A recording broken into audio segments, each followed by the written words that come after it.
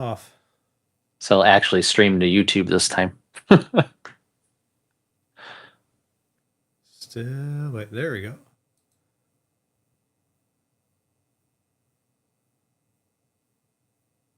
All right, here we go.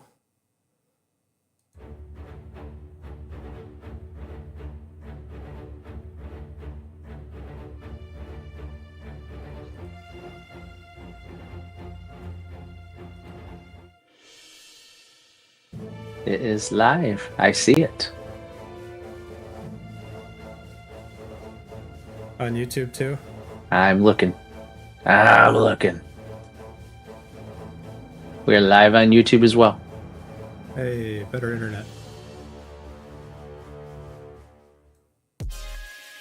Okay, I'll be right back.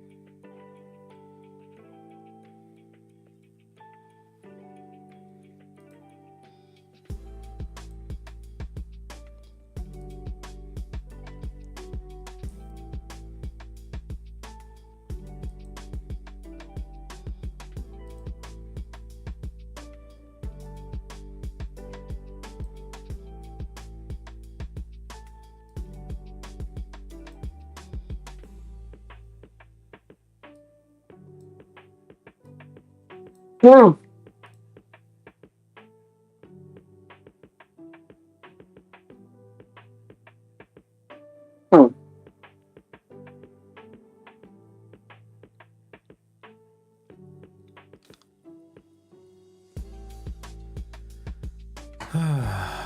right, let's see how this sounds, shall we?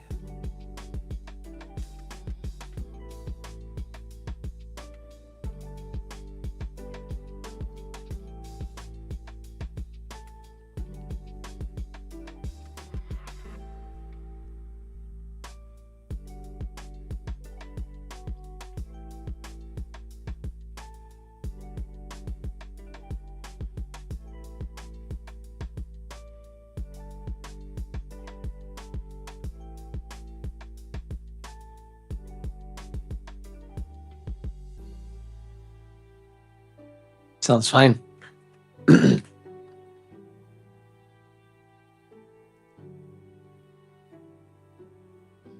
took a tinge of not smoke inhalation. Yeah, it's still around. It's like a campfire out there. And not the good parts of the campfire. That's funny because you can see the sun sort of peeking through on my neighbor's roof, but then it's like cloudy.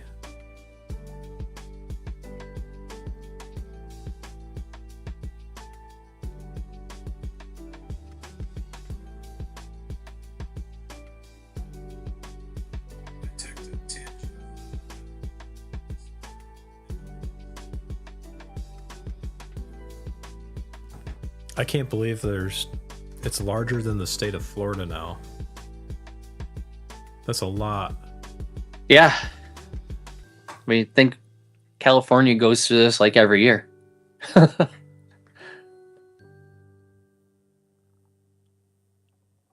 They don't have that many trees left to burn, but somehow things keep burning. Keeps growing. It's not like the trees burn down. That's the thing. Like, they're not dead. They just keep growing, you know? Here we have deadfall. There they have scorch off. Yeah. They just need to rake the forests. They need a buffalo and turbine, just like my tractor. Hmm.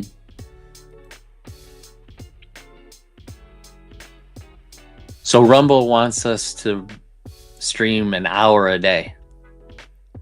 Every day. They want 30 hours. On the stock market? The heck do you talk about for 30 hours a month on the stock market? Or 3 times a week at 3.25 hours a time. I don't know, man. Can't do that right now. That's too much. There's stuff to talk about. There's just, I don't know if you have that kind of time. Or the desire. I mean, I can only stare at balance sheets for so long before it's like, all right, I need to go do something else now. But there's always news, right? It doesn't even have to be balance sheets. There's always news to talk about to become more of a finance news channel. Finance and UFOs. They go together, They man. go together. Hand to hand. Aliens are manipulating the stock market.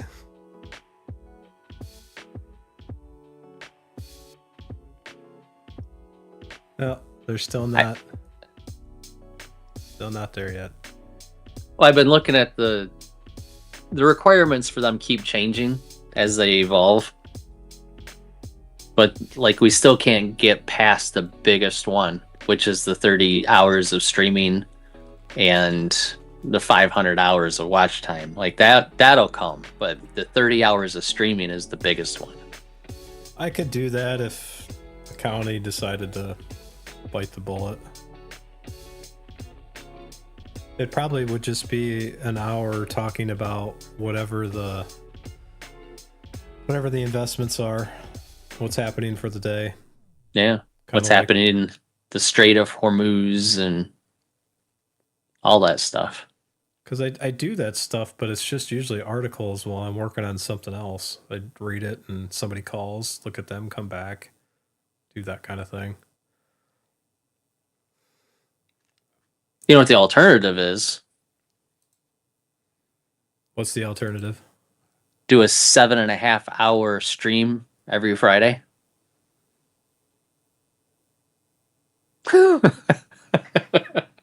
How's that for starting a stream, everyone?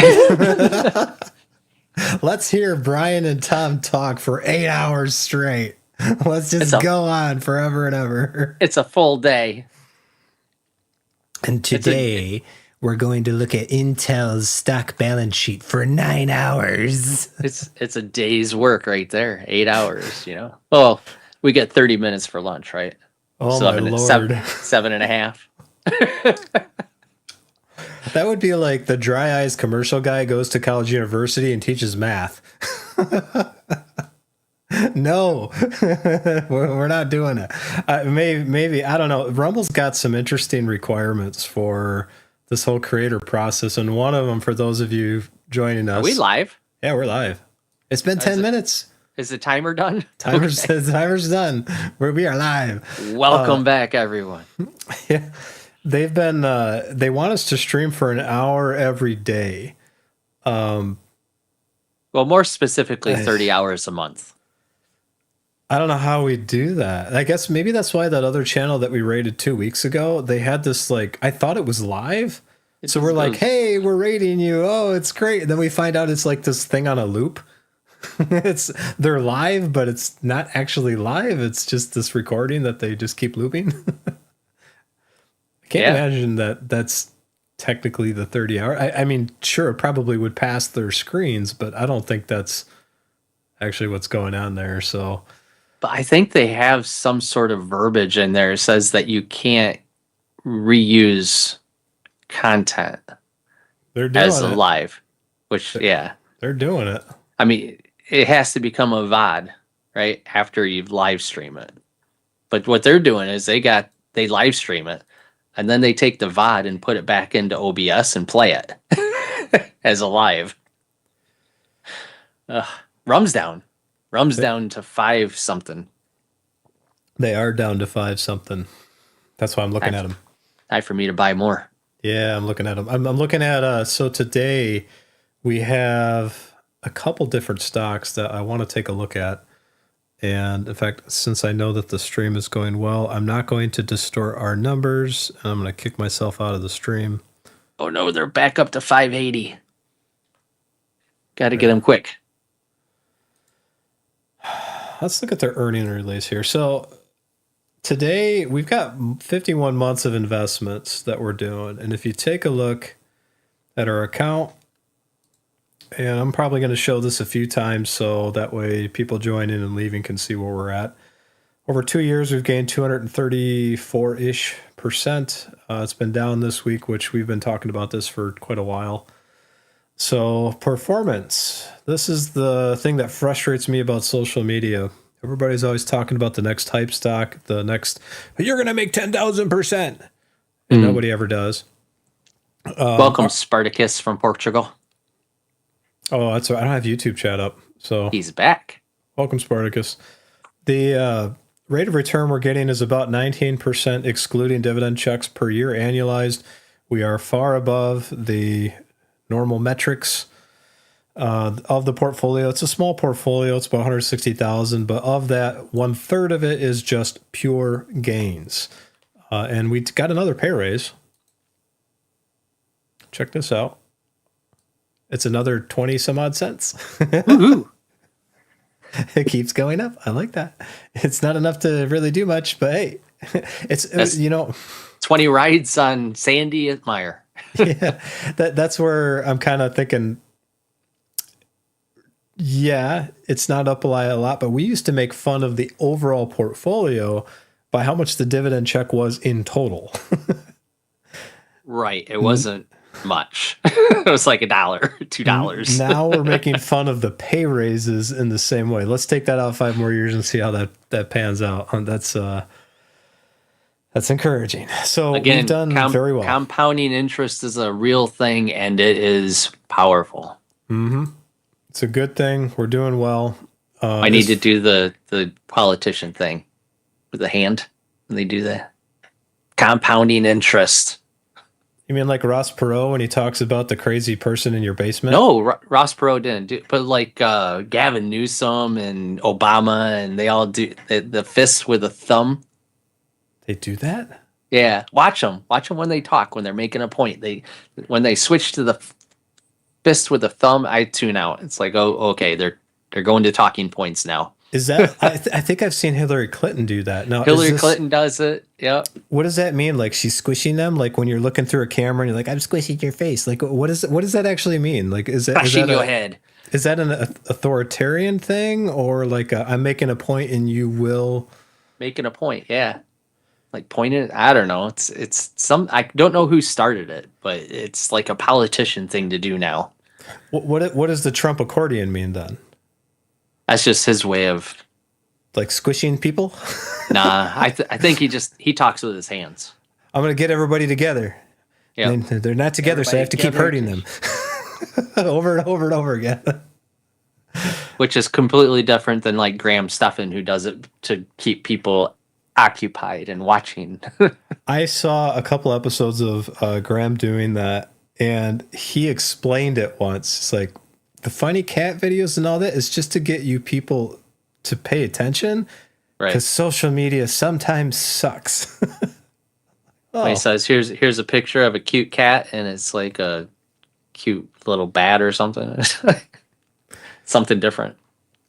So yeah, we're here. We're not going anywhere. The portfolio and channel is going to stick around.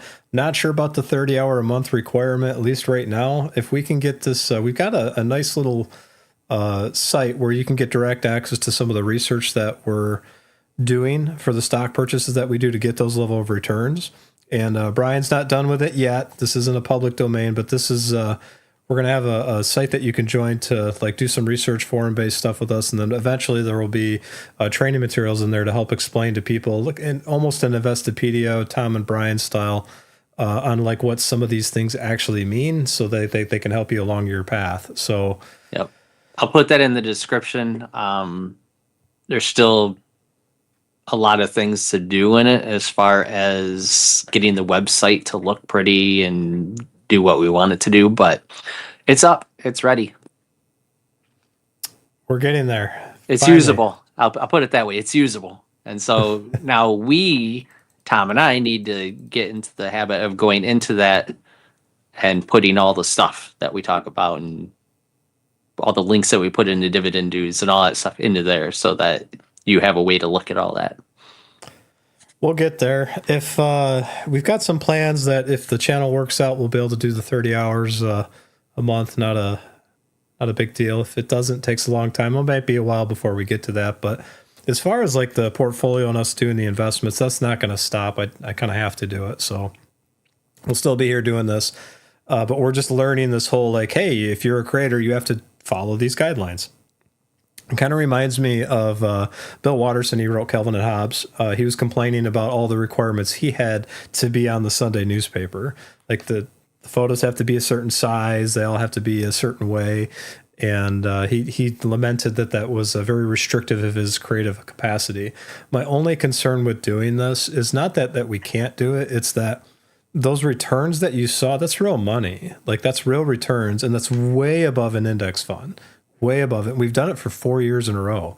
That does take effort. It's not just like a magical thing where, I think I'll buy this today and it just magically works out. There's actual research. We're going to do some of that today. So you're going to see some of that.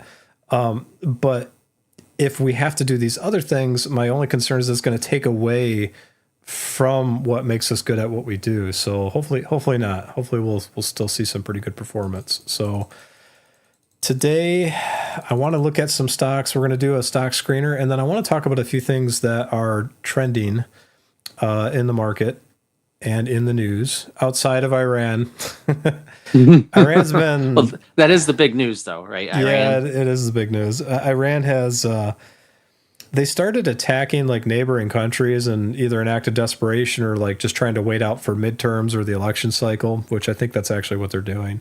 All right, you got to go back a little further though, because it was the Republican Guard who attacked two of the ships in the strait, which caused us to attack a couple of their military targets, which caused them to then attack our allies in hopes that they would tell us to stop. So there's like this whole back and forth that happens every time with Iran. Honestly, if you say you're going to agree with something, they said, "Oh, we agree to your terms," and then renegade on it, and then you keep doing it while killing your own citizens. Yeah. I don't even know what to think about that. The problem I have is they do have this dichotomy there. So they have the people who are in charge, the Ayatollah and all of that group that are negotiating with the U.S. on these ceasefires and hopeful some sort of treaty or some sort of way to say that they're not going to do their nuclear plan and all that stuff. And so they come up with these plans, say, yeah, we're not going to attack. And then you got the Republican Guard who doesn't agree with them and does their own thing and attacks. And they need to get a hold of those people. But I'm not exactly convinced that they're still not working together. Say you go over there and attack, and we'll say that you weren't authorized to do that. And, it was kind of a psyop, I guess, is what you'd call it. Because Iran's not stupid. They know what they're doing, but because they know they can't win. Like if we went in, we destroy them. So they're doing what they can to hopefully make us look bad and the rest of the world get down on us. By attacking neighboring countries. Good right. plan. Well, yeah, you get the people, get our allies mad at us, so hopefully they put enough pressure on us to stop, That's what's curious to me is why doesn't Kuwait and Saudi Arabia and these other places that they're attacking just take their military and retaliate? I mean, exactly. You're right there. Like you got them surrounded. Like Kuwait doesn't have a huge army, but it's a tiny little, we had to come to their rescue with Iraq. But you got Iraq, you got Saudi Arabia, you got Israel, you've got Oman. They're surrounded, right? If they all went in, they could just devastate them, which I don't know why they're not helping more. Because they all have decent sized armies. Like if they pooled it together, they're bigger than Iran. It's just the whole thing is sad because the people that are not in charge are the ones who ultimately suffer, which is what's happening. And there's not a whole lot that can be done to stop it other than just to try to get rid of the people that are currently in charge and empower the population to take over. But we tried that with Iraq, and look how that turned out. It didn't turn out so good. It got better, but still, it's still a theocracy.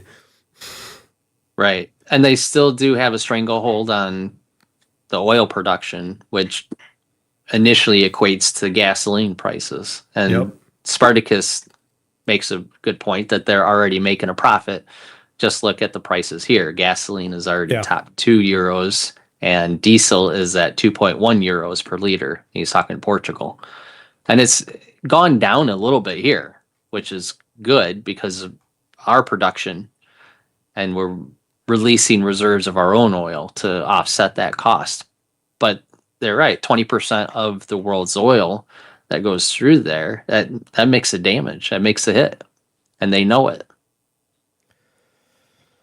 Be not nicer if, as I say, Jesus is not a Democrat or a Republican. He kind of has his own government. It'd be nice if we just had that. Problem be pretty much would go away, I think. Yeah. And I'm not After a for while. world building or country building, but it does make sense to just take out their entire government and let them redo it. Let the people vote and put in what government that they want or that they should have. Go back to the 70s. So that said, that's pretty much all we're going to talk about Iran today, because there are implications to it, and it is really sad what's going on over there. But what we need to focus on is this stuff. So Talk about Rumble. Rumble, financial results, stock screeners, that kind of stuff. So I have so this is the Kajabi thing. I've got another article from Wolf Street. And this is what I expected to happen last year. I didn't think it would start this year, but the whole boomer demographic thing that we've been talking about even last week and this week is a part of this. So I want to just bring this chart up to show people. When you go back to 2011, when everybody thought was this horrible time in the housing market, it was actually in recovery. Today, you're looking at the pending home sales index, and it's like rock bottom. This is seasonally adjusted. It's been like that. It's down to where it was during COVID. That should explain some things. I think a lot of that is demographic, and I think that's a lot of affordability issues as well. Will we come out of that? I don't think anytime soon. I think this is going to be going on for a while. And you can see the South is also dealing with this. You can see the West is dealing with this. You can see home sales in Midwest it spiked for a bit. We thought, oh, well, maybe it won't be so bad, but then right back to where we were. And I want to caveat this a little bit. If you read the comments of this, one of the guys is like, oh, it's a terrible thing. Wages haven't increased. And then Wolf Richter actually posts something that shows that wages actually have increased at a pretty good clip for the past 6 years. So what I think is more likely to happen, especially because when somebody buys a house, they're not going to want to sell this house for less than they paid for it. So I think they're just going to sit on it. And what you're going to see is wage growth eventually catches up to what these people think their houses are worth. So you're going to just see a very flat market for a long time. The thing about the wage growth, though, is it's being skewed because most companies, you're not keeping up with the rate of inflation as far as what you're getting for your increase in salary. But one thing that has really skewed those numbers the last 2 years was the increase in minimum wage, right? I mean, a lot of companies went to $15 an hour for a minimum. So that just bumped a lot of people up right there. Yep. And then I think the wage inflation is a big part of it. I'm trying to think of how to say this like concisely, because every time I get on one of these rants, it goes for 20 minutes. I don't want to do that this time. We're going to try let's to avoid start in the 1920s when the minimum wage was created. Well, you see, it all started with FDR and his New Deal. No, this is the problem could also be location. Many people go to cheaper places. Yeah, that's happening. The Midwest is seeing a little bit of in fact, if you look at this, the South seasonally adjusted, look how bad the South is. Look at the West, look how bad the West is. And you look at the Midwest, it's very violent. And some of that is migration. People talk about, so you talked about like the inflation and not keeping up with the wages not keeping up with inflation. And a lot of people are saying, oh, well, the rates will go down. I don't think they will. In this chart, at least not anytime soon. Yeah, I mean, look, this goes back to 1973. So you were what, like one? -1? No, it was December. So unless it's a December 1973, I wasn't born yet. So, like going back to here, as far as the rates are concerned, and the affordability is concerned, we're pretty near the historical averages. I would say that this part right here in green, the QE and the ZERP, as they want to call it, basically the Fed's policies created the inflation and created this problem. And I would also say that this started a long time ago when Obama was in office, and he started with that administration I don't say he started it, but that administration started it with the Fed, the quantitative easing in the first place. That's what fueled this whole thing. This isn't like, oh no, this happened in the past 2 years. This has been building for almost 20 years. Yeah, not quite that, but close. And 3% interest is not normal. It's never been normal. That caused this problem. It happened to, be that way for 10 years, but that is, in the grand scheme of the U.S. economy, that is not normal. And people who professionally do stocks and they look at finance professionally, they know this is the thing. Like this is the asset bubble. They've had all sorts of different names for what this has been economically to people. But the most people just look at current policy and think, oh yeah, the price of gas is this and this is causing this problem. It's like, no, this has everything to do with monetary policy, and it goes back a long time. And they could have fixed it. Like this wouldn't be as bad. And in fact, people got so used to 100%, 200% gains in the price of their home. The fact that, like, if you get it back to the normalized gains, what it should have been, it's about 30, maybe 40%, 20% in some areas. And people would think, oh, that's horrible. But historically, that's actually pretty good. Your house goes up 30%. You did nothing for that. That's right. Actually pretty good. Because when you look at inflation, let's say inflation, no, I don't agree with the reports. Saying it's 3% is ridiculous because they exclude a lot of things, but let's just go with that number. Inflation 3 times 6, do some math here, 18%. So when you go to 18% versus a house that gained 30%, it still shows you that, yeah, unless you're paying a whole bunch of money for remodeling and all that, the actual gain outpaces like putting your money into a CD, even inflation in general. So it's still a good decision, but you had this policy that was so destructive for the cost of everything. And I complained about this last week where people were saying, oh, the boomers worked for so long and they earned this. It's like, yeah, but they're setting, in addition to the low rates, they're setting the prices of things that nobody else can keep up with. And we have no idea how much stuff this is actually worth. So when you're looking at buying a house, what is the actual intrinsic value? And this is kind of something we do on our channel when we look through these stocks and I look at these different companies and we look at the finances, we try to figure out, okay, where do they actually live? What is their real value? Because the company itself might be great, but when you look at, like, let's take a look at Intel here. I'm gonna shift gears. So hopefully we're done on the housing market. You got anything to add to that? No. Okay. Other than the fact that this is why they always said that buying a house was one of the greatest investments you can make, because it does increase in value unless, the neighborhood goes downhill or whatever. Location. But historically speaking, it's a great investment. What they don't tell you is all the maintenance and all the money you're going to sink into that damn house. Over the glass doors and over the 20 to 30 years, even if it's not like extravagance, it's just, replacing the things that break, the furnace, the air conditioner, refrigerator, whatever it is that's going to break over the 20, 30 years you have this. Foundation cracks or whatever it is, the driveway needs fixing. Thousands and thousands of dollars that you're spending on this house. You need to keep track of that and then subtract it from whatever you gained as far as appreciation on the house to get a true value. But nobody does that. Yeah, that's the intrinsic value that we're talking about. And this is kind of true in the stock market too. When we were looking at Intel, I'm going to put up their 3-year chart. I want to point out, actually, we'll do 5-year chart. I want to point out something. And we'll have to start doing some stock screeners. Hi, Matt. See you. Welcome. Matt. Glad you're here.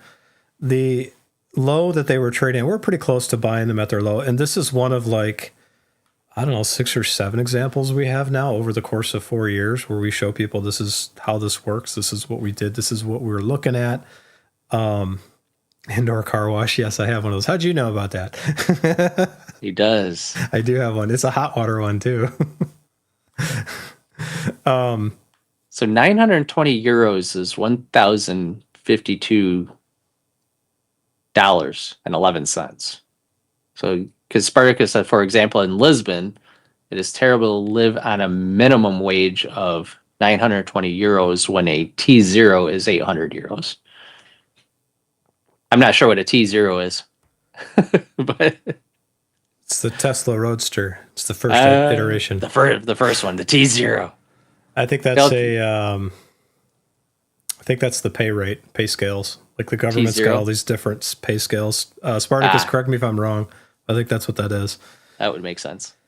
So we have, I mean, if you look in here and you're going through the Intel chart and look at some of the value they've got, when Intel, look how long this trough is. You're going from about April of 24 is when they started taking their hit. They had a bad earnings release and then they plummeted. This is about the time I looked at them and said, that's interesting. Let's take a look. So if you look at the trough and you look at what this company was, this is something most people don't do financially. And it's really hard to, when I tell people, don't look at just the chart is actually just reflecting what the story is over the course of many years. And that's the financial story. Just use it as a way to interpret the story of what's actually happening. I was once talking about having to insulate for the humidity of the car wash. Yes, I still have to do that. So there might be a whole bunch of problems behind my walls that I don't know about. We're going to find that out soon, though. That's why you washed your car at the driveway. I did do that. So then I use a leaf blower to clean it. It's great. Yeah. Now I got a big tractor with a big thing. I could just turn it on and point it at the car, and the car is completely dry. Yeah, but it blows rocks and chips it. Well, this is perfect because if you got somebody standing behind like a woman with long hair and then you turn it on, her hair's straight back. It's like the Marge Simpson hairdo. It's great. Blow the paint right off the thing. I haven't done that. Maybe. Maybe. I have done that. Anyway. The BMW, I did that too. It was with the pressure washer though. You got too close. I told you not to get too close with that thing. Yeah, I flecked it. Don't listen. You're like my kids. You got to make your own mistakes. Yeah, it worries me about my son. So the Intel stock, big earnings drop. Here it is. Mm-hmm. Oh no, world's on fire. They stop paying their dividend. Imagine that. Capital outlays help the balance sheet. At the time when we did the calculations, we took all of their assets. We took their book value basically. The stock down here was trading below their book value. So what does that mean? That means if you took all their stuff and you just sold it on the open market. Now, that's really hard to do for a multiple billion-dollar company, but let's just say you did that. Giant garage sale. Giant garage sale. Have a chip manufacturer. Here's a press that weighs 90,000 pounds, but you can put it in your garage. Actually, I don't know you could fit it in your garage, but the money that you would get from that sale would actually be worth more than the equity that you're putting. So it's kind of like a free loan, essentially, if you're going to do this. So we looked at that. We found that company, and this is what happened. We did that with 3M. I mean, gosh, I can go look at a bunch of different companies. When they got to the point where they were trading just above the tech sector ratio based on their earnings, that's when I decided to bail. And we bailed right around here. And you can see that from 115-ish or 100, I don't remember what we sold them at. It was like 112, I think. And then they went up a little bit more. I was kind of surprised, but okay, FOMO people still buying. And then now they're back down to 97. Now, when I see this, I don't think Intel's a bad company, but there's an underlying truth behind the financial metrics, and it never ceases to amaze me how many people will sit there and talk about net worth, their 401ks, how much money they're worth, and not talk about things like agency or the ability to just have free cash flow. The cash flow is king. The ability for a company to produce is king. In this case, Intel was still producing, but they're not profitable to the point where they would justify this huge valuation yet. So we sold them here. We've done this with like 5 or 6 other companies now.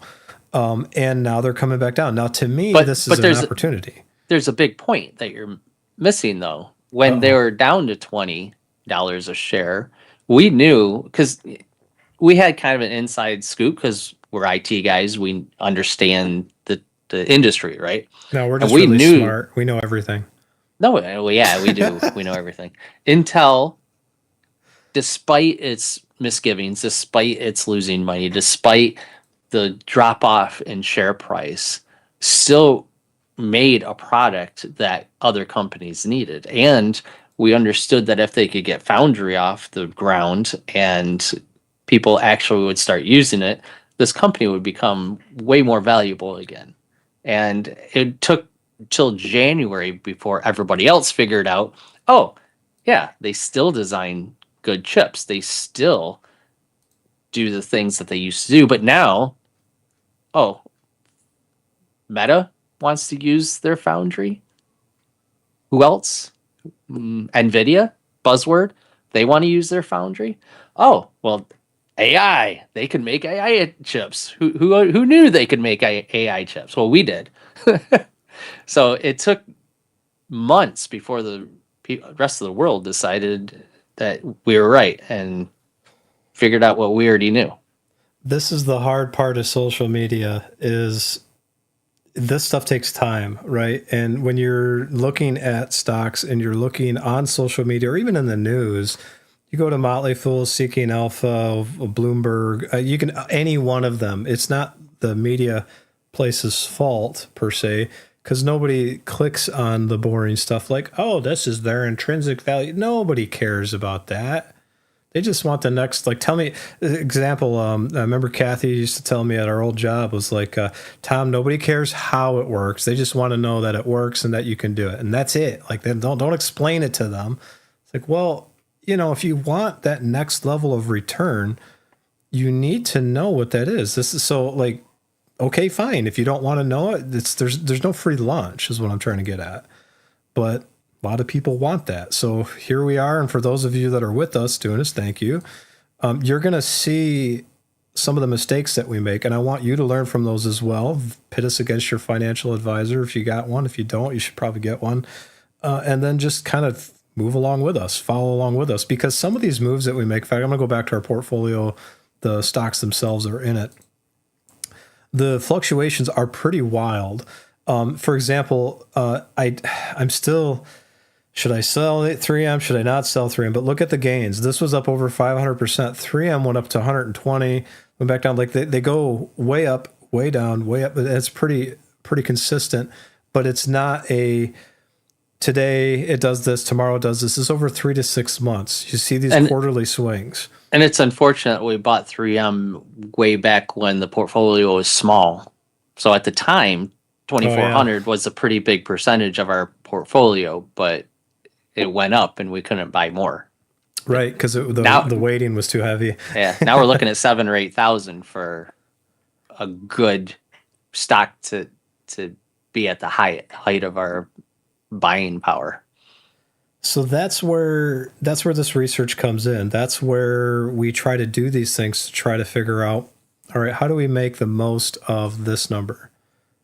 This is what we care about. Tell this to people every single week. I care about this. Why? Because if you look at what we just shared with the housing market and with the price of inflation and this job report we got up here, you need to know what your floor is. So you need to know what happens if everything hits the fan and flies all over the place. This income, because of what we have invested in, should be pretty stable. Might fluctuate a little bit, but it probably won't go anywhere. Yeah, the key to this is find out what all this is. You got the monthly average, use that. Don't go by what the graph says. Find out what the monthly average is and use that as your indicator. So the months that you get less than that, you are still okay because you've budgeted for that. And Spartacus, I think you're somewhat right, but I think you're giving Trump too much credit. What did he say? He said, no one can change my mind. It's Trump's manipulation. Nothing more, nothing less. Oh, he can't. Trump, he's one guy. I mean, yeah, he's got a lot of power, but it's... I'll put it this way. He can move the needle. Yeah. But not to enough. Not to the effect that you're talking about. Yeah, I would contend instead that if you go back to Bill Clinton, Bush Sr., Bush Jr., Obama, Trump 1.0, all the people, Biden even, they've all said something along the lines of the people that are truly in charge you've never heard of. So consider for a moment that, sure, he's in charge, but is he really? I would contend that the people that are in charge, I mean, look at why we ended up in Venezuela. Look at why we were in Afghanistan. Look at the real reasons why. And people always will tell me, oh, well, it's corrupt government and corrupt this. Like, yeah, okay, I get it. There's some corruption. But think for a moment, like, you're in New York City.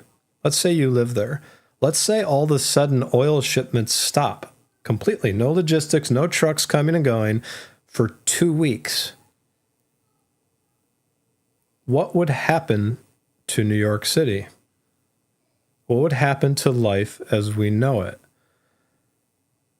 There's more at play than just some one dude is at the top making all the decisions that dictate where everything's going. He influences them, but I don't think he's the only part of the equation. Same thing with Biden. So I tend to lean center right. I'm Christian before I'm a politician. I probably never want to be a politician because I mean, goodness, you fart and they analyze it. They got some guy sniffing you like, what's the chemical makeup of that? Ooh, he had one bean too many. Let's count those calories, people. He might be cognitively declining. Like, so I can't do that. But like, there are some underlying truths to the fact that the economy sometimes dictates the politics. So that's kind of the point I'm making here. If you had oil shipments stop, who are they going to run to? They're not going to run to the politicians. They're going to start blaming ExxonMobil and Chevron, who then are going to use their very powerful lobbies to like, hey, give us tax breaks so we can make sure that they can run their air conditioning or get their air filter because there's like all of Canada's on fire, eh?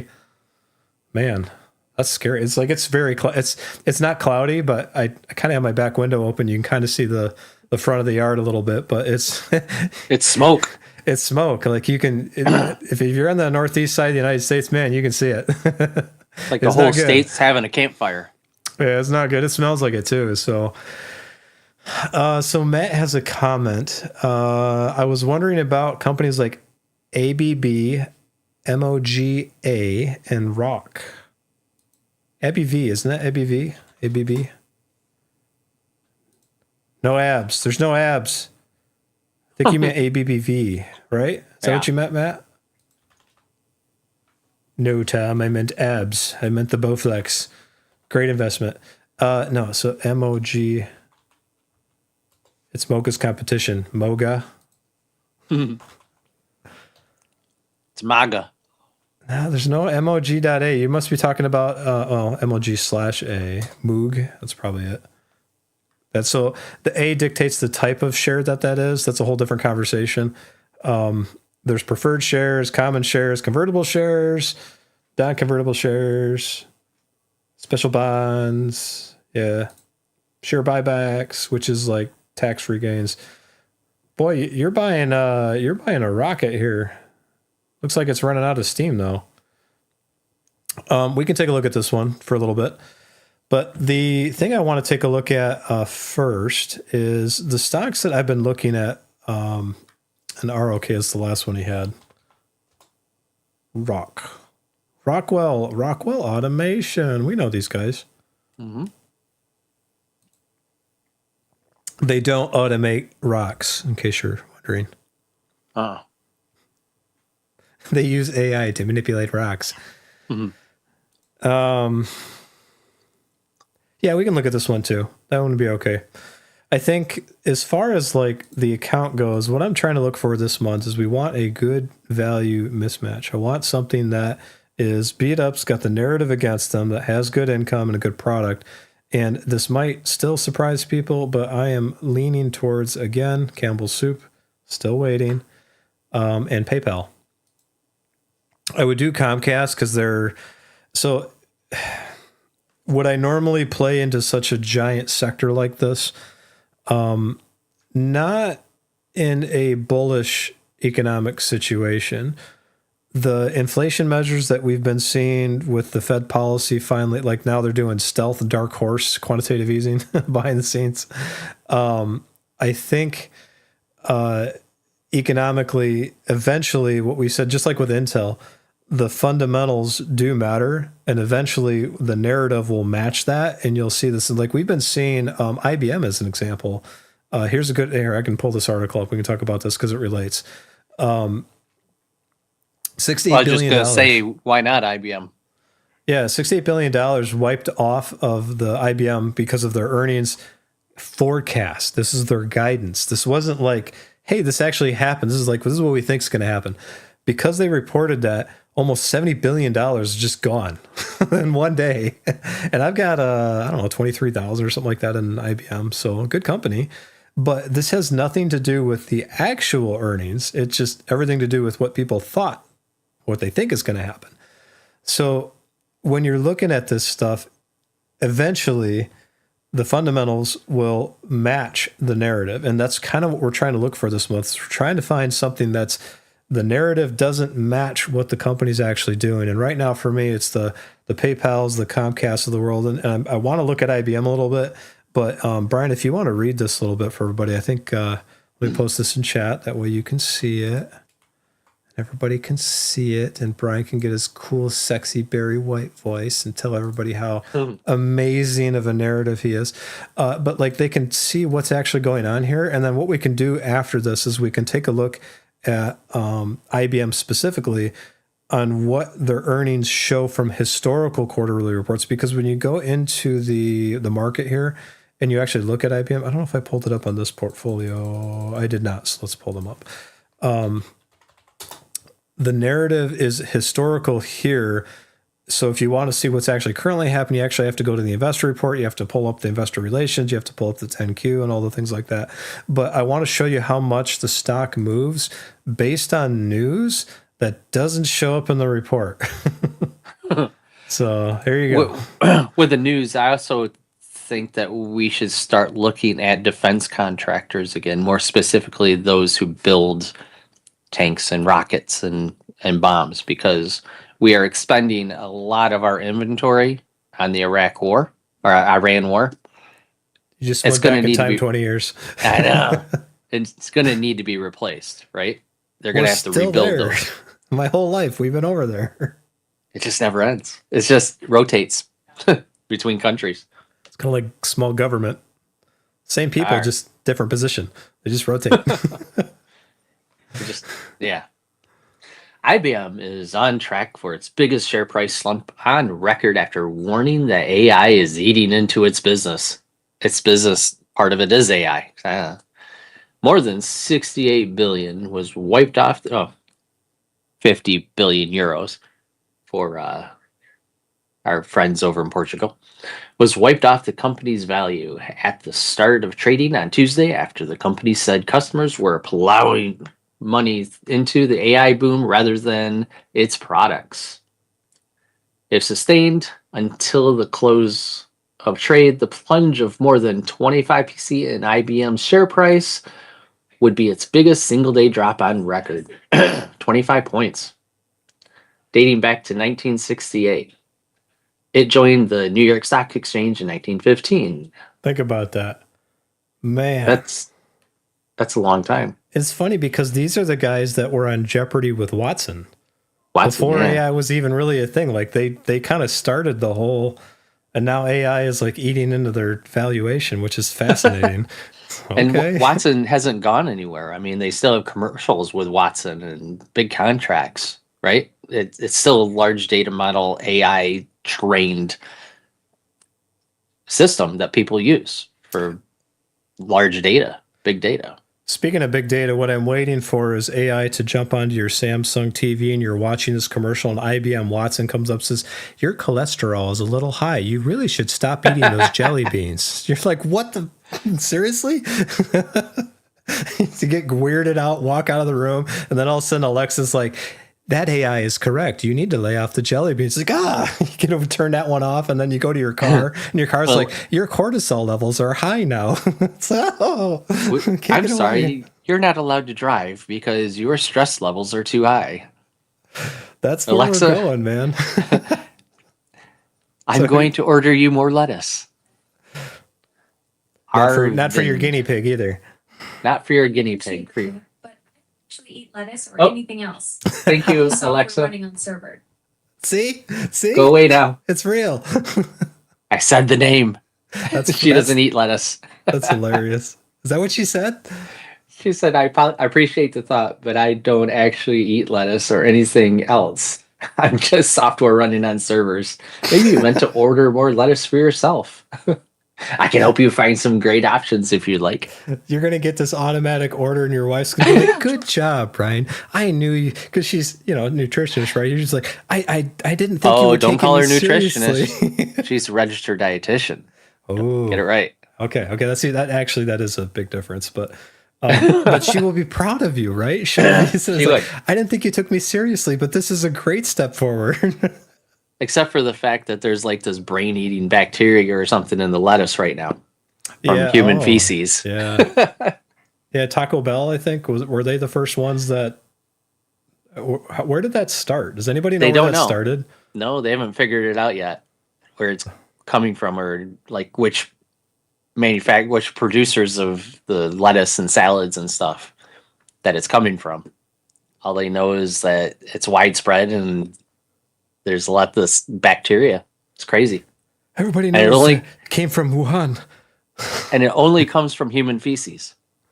So there's people pooping in the fields. That's disgusting. All right, back to IBM. Yeah, on that happy, wonderful note. We could talk about that for a while, man. People, like, they use human feces in some of their fertilizer. No. Watson is clean. Watson is good. Watson is AI. AI is always good. Let's see what Arvind has to say. Arvind Krishna, IBM's chief executive, said the company had faltered as clients shifted spending away from software and consulting services and towards AI infrastructure. He said, in the last few weeks of Krishna is the Indian? I'm sorry, that's racist. In the last few weeks of June, we saw this is why we don't get paid. Shift their quarterly capex, capital expenditure, spend towards servers, storage, and memory purchases to secure a supply-constrained infrastructure ahead of expected price increases. This dynamic impacted client buying patterns. While we anticipated some supply chain-related impact in our expectations, we did not anticipate the magnitude of the capex reprioritization. That's a good word. Reprioritization. I got it. I mean, we can keep going on the article, but the point he's making is that, wow, AI really took off. Yeah. Yeah, it kind of did, didn't it? And the pace at which it's improving is ridiculous. The moment that I started noticing agentic AI show up in chat history, became much more eloquent. That's really fascinating that if you don't give it any context on anything, it's like, well, what is this? But you start giving it context and it starts figuring out who you are at a spiritual level. You're like, whoa, this thing is crazy. And the crazy thing is we're still not at AGI yet.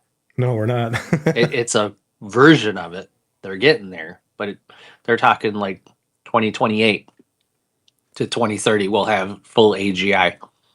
And that'll be the point of no return. Once we get to a point where AGI and they're thinking and they're now a super intelligence, there's no going back. You can't put that genie back in the bottle. I think it's funny that's, people are talking about this and we're not talking about things like, oh, look, super El Nino. Right. And, oh, look, almost all of Canada's on fire. Oh, look, Europe has record hot temperatures again, 4 years in a row. Because of our air conditioning. Because for France, because of our air conditioning. Yeah, that's it. China has nothing to do with it. It's got nothing to do with everybody else. India's got some of the worst pollution in the world. They're not the problem. It's our air conditioning. Or you got this problem where like 1 million children are dying of starvation in these poor countries, or the genocide that's going on in the poor countries, and all it's as a society. I get, so like the Pentagon's been releasing the UFO stuff or UAVs, and like people are like, well, why haven't they reached out to us? Is it really that hard? I mean, is it really that hard to see why they might not be wanting to talk to us, or if they have spoken with us, that is probably like behind closed doors to some scientist, like this guy he'll fix it. And then he does it. He gets rich and he buys a yacht somewhere in Hawaii and he parties out there with Mark Zuckerberg and all the rest of them. And they're like, well, WTF, dude? I helped you invent the radio waves. But, whatever. Right. We gave you fiber optics. I mean, you were supposed to do great things with that. The best things. Now you're just looking at porn. Yeah, so anybody who works in IT knows this statistic. If they've worked at like major data centers, the amount of illicit activity on the web is absolutely ridiculous. Like if you were to, it's actually measurable on a scale, percentage wise, and it's more than 10%. It's like, that's a depraved society, man. And you could almost track every single big leap in technology to the porn industry. Like they will adopt it first. Like they were one of the first ones on the internet when it was fledgling. It was like video was a thing, Blockbuster and all that. VR, they were one of the first ones to do a POV with. How does Brian know this, I wonder? Because it's all over the internet. The internet doesn't lie, right? So Brian was like making he made all his money investing in like these stocks, I guess, apparently, and he's just not telling everybody that. In foreign stocks. Seriously though, if you had done that in some of those, you would be very, very wealthy, which is probably really bad. Multi-billion-dollar industry, unfortunately. Yeah, it's the same thing too. Like you see, I guess this lady was teaching people about soccer, and she's an attractive young woman. And my wife's like, "So, do you think she's I'm prettier than her?" I'm like, I looked at her and I mistakenly said no, and she just got quiet for a minute. She looked at me. And I said, "She's like 19 years old. We're in our 40s. Maybe if you let's were be 19, realistic. Come on." I'm not better looking than Brad Pitt either, so. I mean, I started trying to justify it. Eventually, like 5 minutes, it's like, Tom, you don't have to redeem yourself. I'm like, yeah, but like, seriously, the things that win on social media are just so different than what you would expect. You would expect society would be like, wow, this genocide is and that was the porn minute with Brian. Brian's got it figured out, man. He's trying to make us more marketable. It might work too, but no, like the things that make it and that get the attention as a society are just so backwards to me. So, and it's not that dissimilar to what's going on with some of these stocks. Spartacus wants us to get back to stocks. He said, I've been making some defensive purchases and RGLD caught my eye. What do you think about it? Oh, come on. It's fun talking about wasting time and not doing things that are actually productive. We got to fill up 3 hours here. Come on. An hour a day. They want us to stream an hour a day. I mean, I can talk a lot, but yeah, I think, Trump. Oh, you could talk for 30 hours. Come on. No. You could do it. You could. Eventually I'm going to be staring at the screen like this IBM thing, looking at the numbers going, is that a 1 or a 3? No, wait, I think I've looked at this before. And then find out I'm not even looking at a stock. I'm looking at my bank account, and that's the total balance, like $3. That's all that's in there. So that's not true, and you know it. It's pretty close. But here we go. The IBM, we just talked about their $70 billion basically slap in the face. Yep. If you look at, so this is dividend checks from these guys. They took a hit 2023, just like most places that were in this sector, and then they astronomically recovered. There has been a huge sell-off of the tech stocks this week. That's like still causing problems. We look at some of the other ones, but take a look for a moment at their payout ratio and their dividend coverage ratio. Again, this is a company that lost $70 billion. Before that, these numbers look good to us. That looks good to us. And if you look at what you were getting per share, you got $6.21 and $6.71. So if you go back in time, you're still getting pay raises.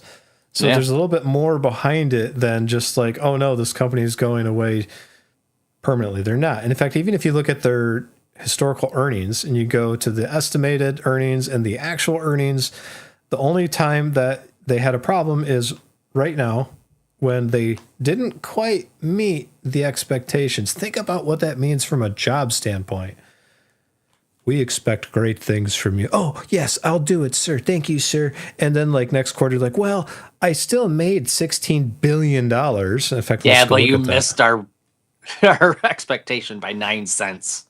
Yeah, 9 cents. Therefore you deserve $70 billion of sell-off. Like, whap. So I think that leads us to the inevitable question of why aren't we buying it? Good question. It's a good question. So that's why we're looking at this one, because I think so. There's more to it now. This is the annual statement. This is a quarterly one, but I want to zoom out on these guys and look at them long term. Look at that operating income versus their expense. Yeah. 2021 to 2025, they haven't done their annual report. I think it's mid-year for these guys. Some companies are weird with their timing on stuff. But if you look, like you said, operating income, operating expenses basically were 52 billion. They went to 57 billion. Their operating income doubled in that same time frame. Now, if you look at their net income, also almost doubled. Almost doubled.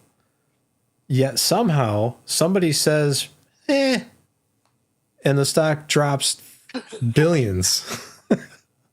Like, what? That's the kind of catalyst that we look for when we look for our deep value match stocks. We're looking for something where the narrative doesn't line up with the fundamentals. And right now, this one might. I think it's a little early with IBM. I think we have to see what happens over the course of like 2-3 quarters, just to see what their next couple. Like, so we'll have to dig into this, but sometimes. So you think they're going to drop more? I do.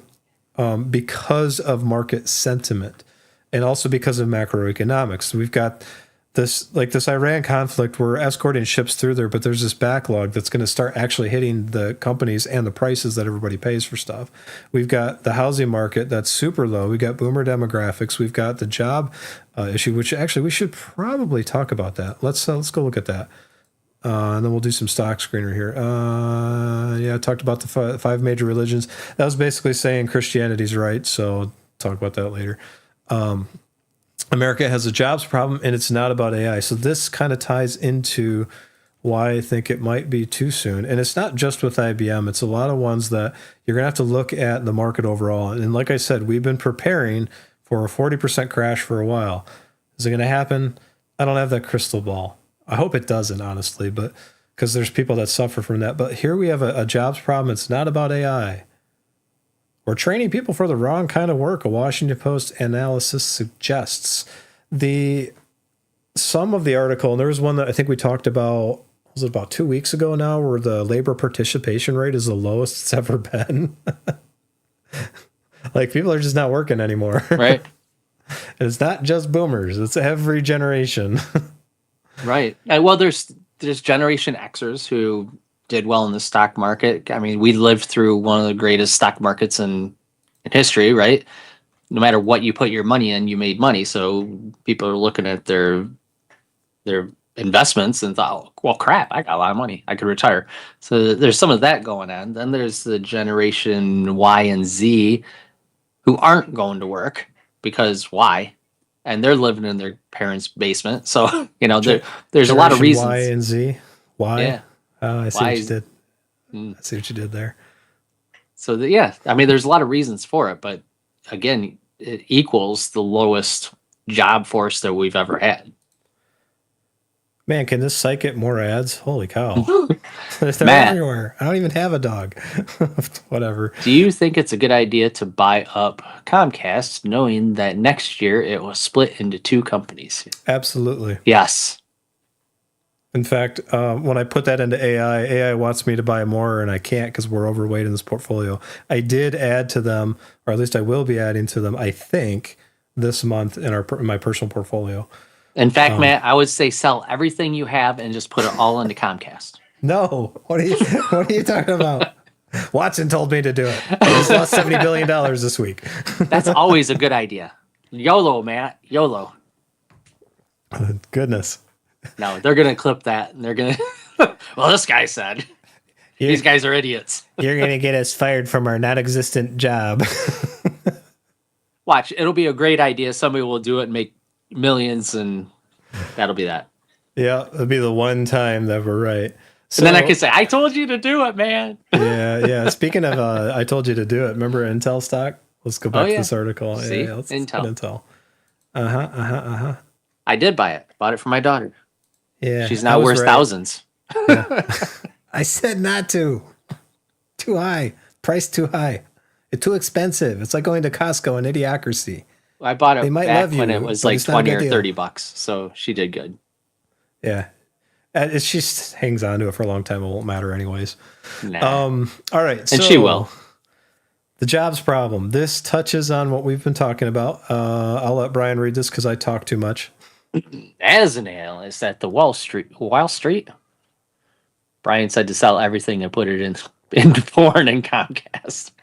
As an analyst at Washington Post suggests that America is facing a jobs crisis. And no, it's not the idea that AI is going to put lots of people out of work. Instead, writes John Marcus, the real crisis is that the U.S. is on the cusp of the largest labor shortage in history.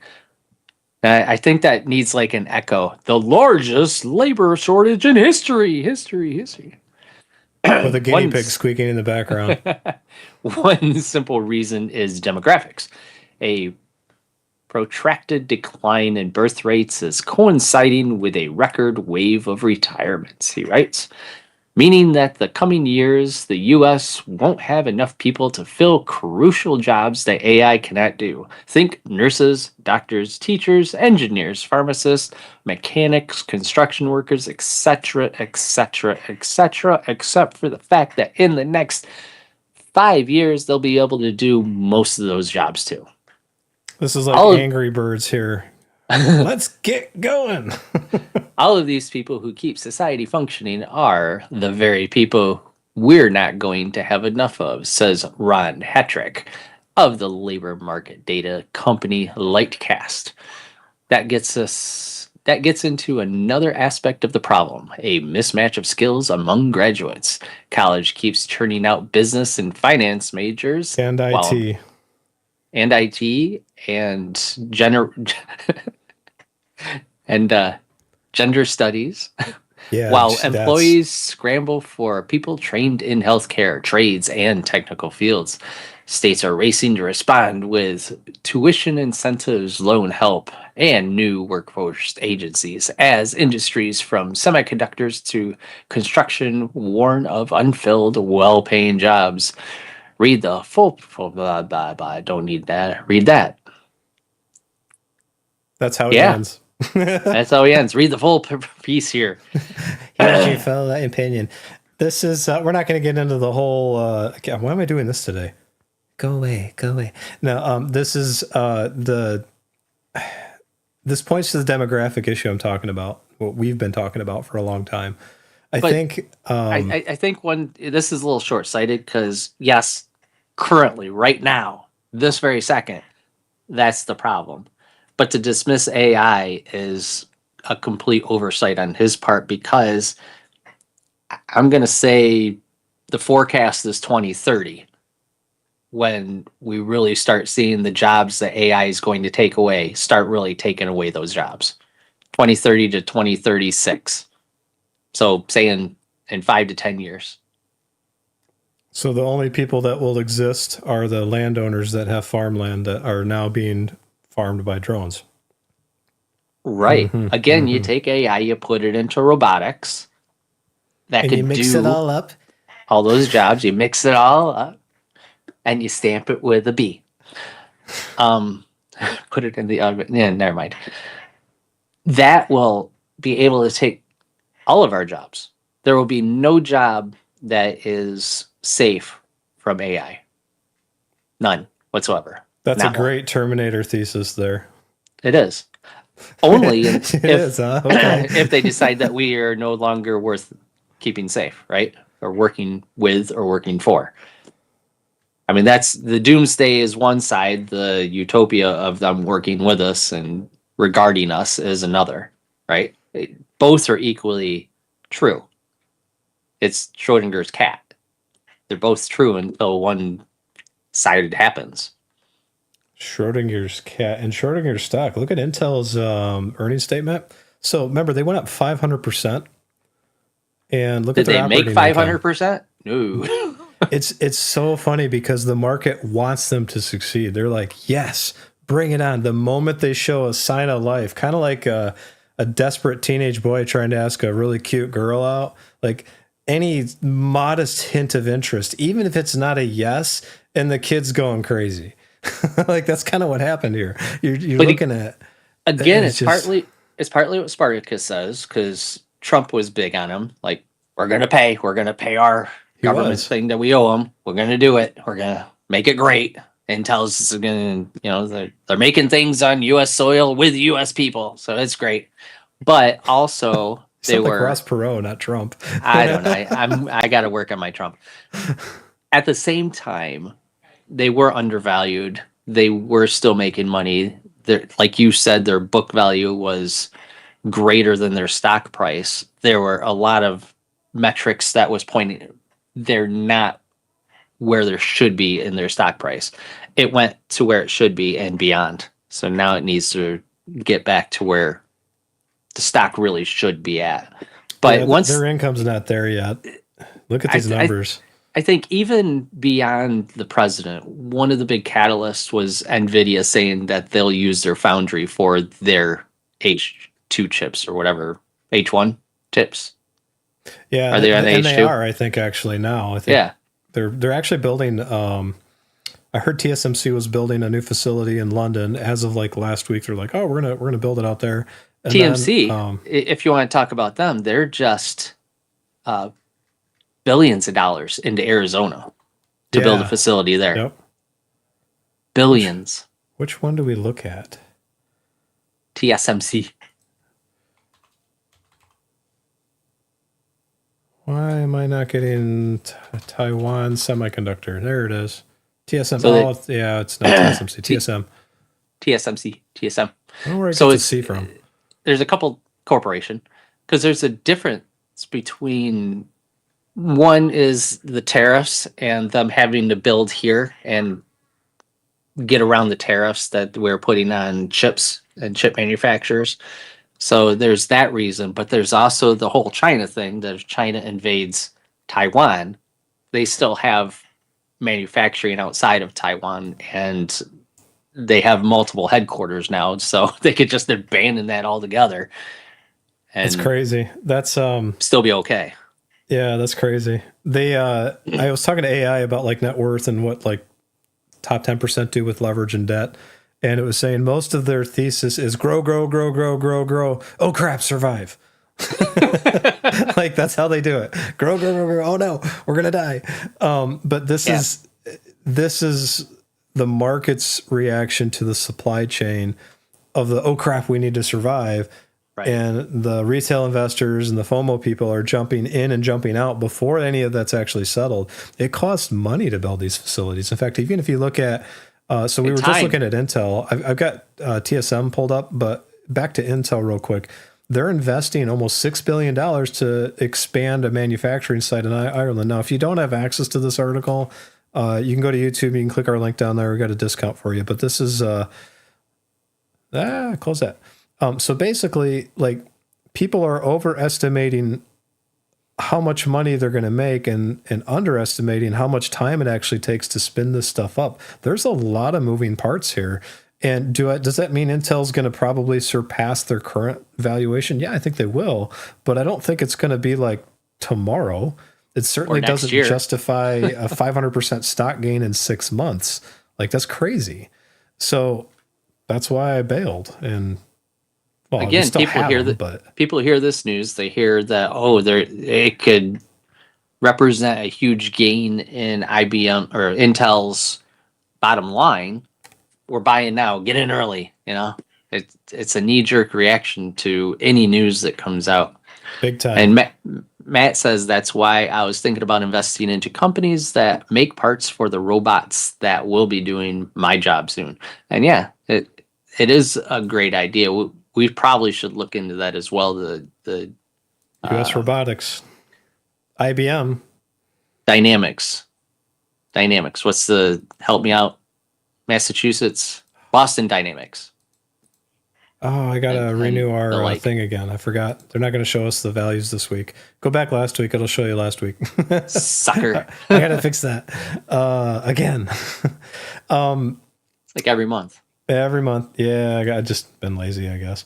So where is that's quarterly results for Rumble. Let's go back to, so we looked at IBM, we looked at Intel, we're kind of looking at TSM. And I want to point out that TSM's got very different numbers than Intel does. So if you look at 2021 to 2025, you got to add a 0. and you have to actually like assume profit, like they're actually making money. But notice the operating income, $61 billion from 23. So the chip demand is real. So instead of the robotics company, I would be looking at the companies that produce things like the actuators, the semiconductors, like those companies that will benefit from this. That's what Matt's talking about. Yeah. So the companies that supply the robotics companies, the Boston Dynamics. Oh, I thought he was talking about the actual robotics companies. I don't think he was talking about companies that make the parts for the robots. Oh, okay, so, I misheard you, Matt, or misread you. I'm sorry. Yep. Because I'm too busy looking at spreadsheet numbers. So I think the net income, man, that's a lot. 21 to 54 billion. Yeah, that's a lot. And in fact, if you look at how much of these guys dropped, because IBM took a huge hit, Intel took a huge hit. These guys, even like they were a high of 479.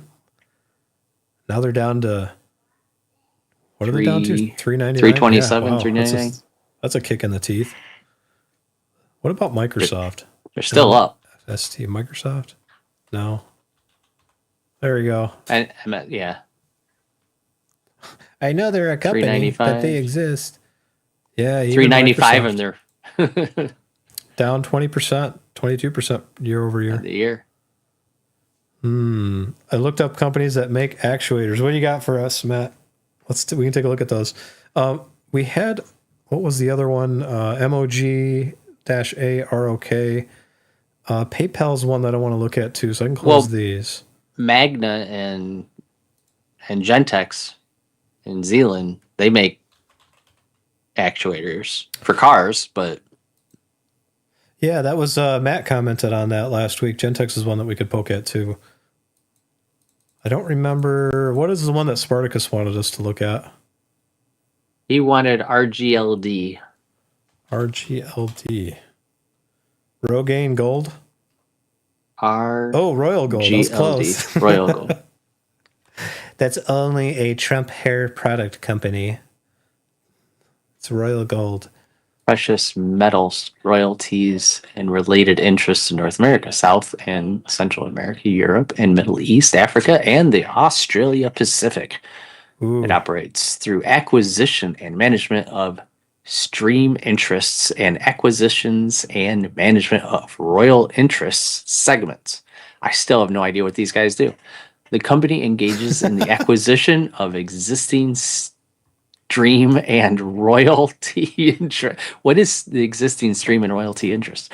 And the financing of projects that are in production, development, and or the exploration stage in exchange for stream or royalty interest, which consists of gold, silver, copper, nickel, zinc, lead, diamonds, uranium, iron, platinum, palladium, blah, blah, blah, and coal.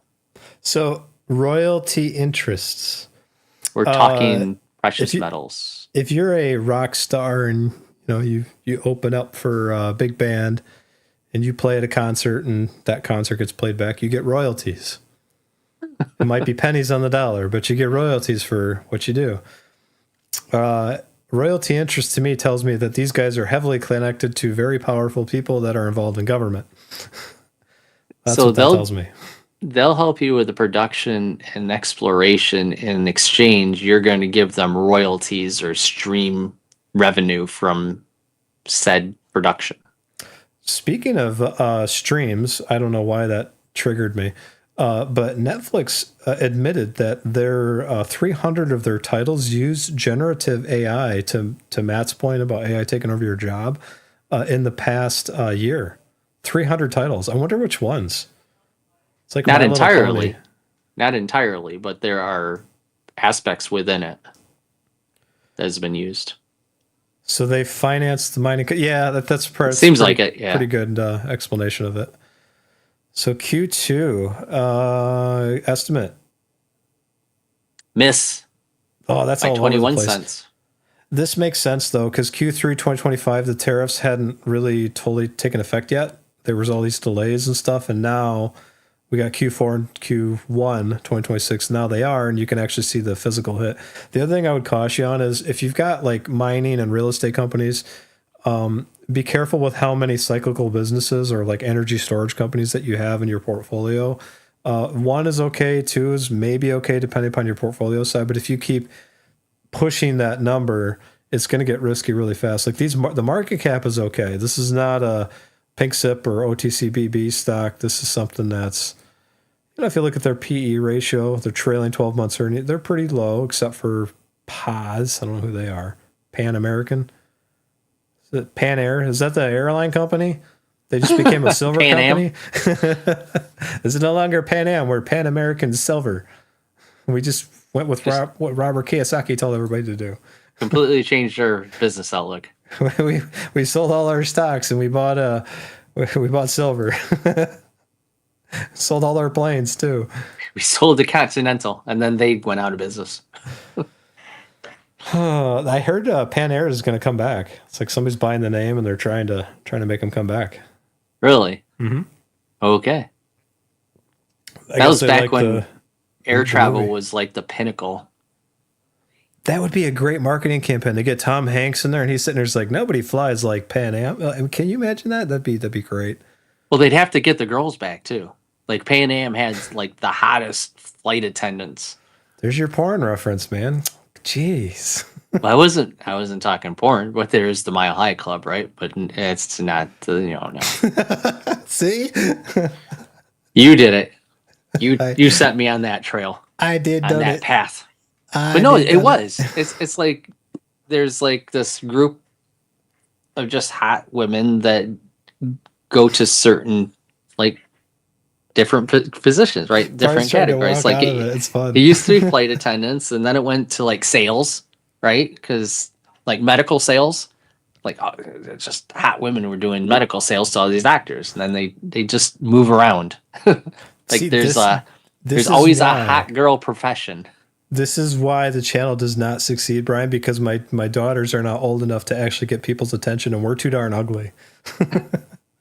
We need a hot girl. We're not hot. Apparently, that's an issue. Even though I have big muscles, I just don't have the face.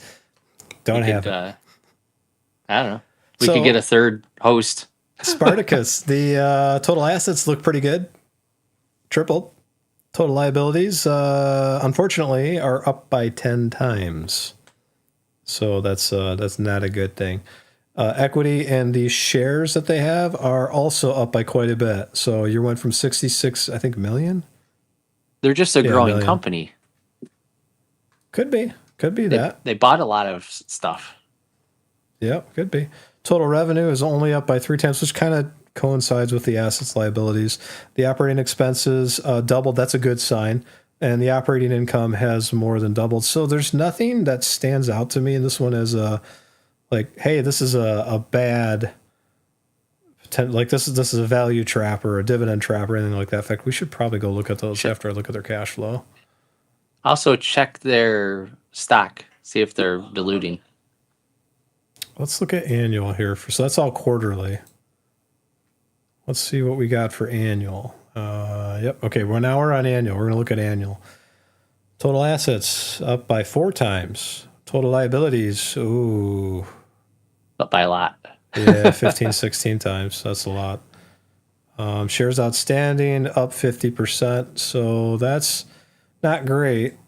I've seen worse. Total revenue. Is this company, I wonder? 3 times the size. Total operating income more than 4 times. That's a good thing. Operating expenses are just over double, but their operating income went up by 4x. So that's, like I said, not great on the first balance sheet, but when you dig into the second side of it, it's not terrible. I don't see these guys losing their royalties. I don't know. I mean, they said royalties like 4 times in the description. Stream, We have stream, and/or royalties. stream and producing royalties from mining with royalties against those royalties for people who want royalties in a royal way. So we've got royalties squared. Royalties of royalties. Cash. Yeah, they're investing. They're building stuff. That explains the liabilities increasing. So growing company, net change in cash looks good. It's a small company, but Yep. they're growing. Yeah, I don't know. I don't see a red flag. I just if you've got well, hang on, what does Market Edge say? Oh, they say avoid. So maybe it's a great buy. Maybe. I don't know. Maybe. I think Their stock certainly exploded. yeah, I don't like seeing that. What's the historical story here?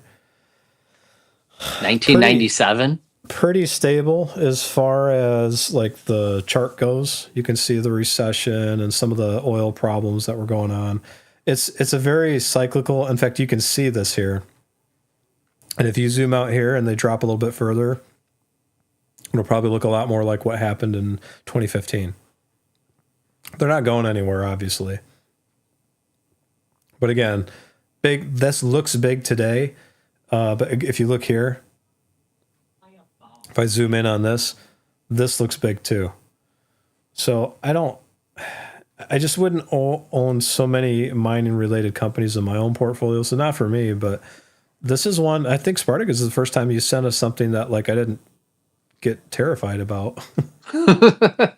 That's good. We're going places.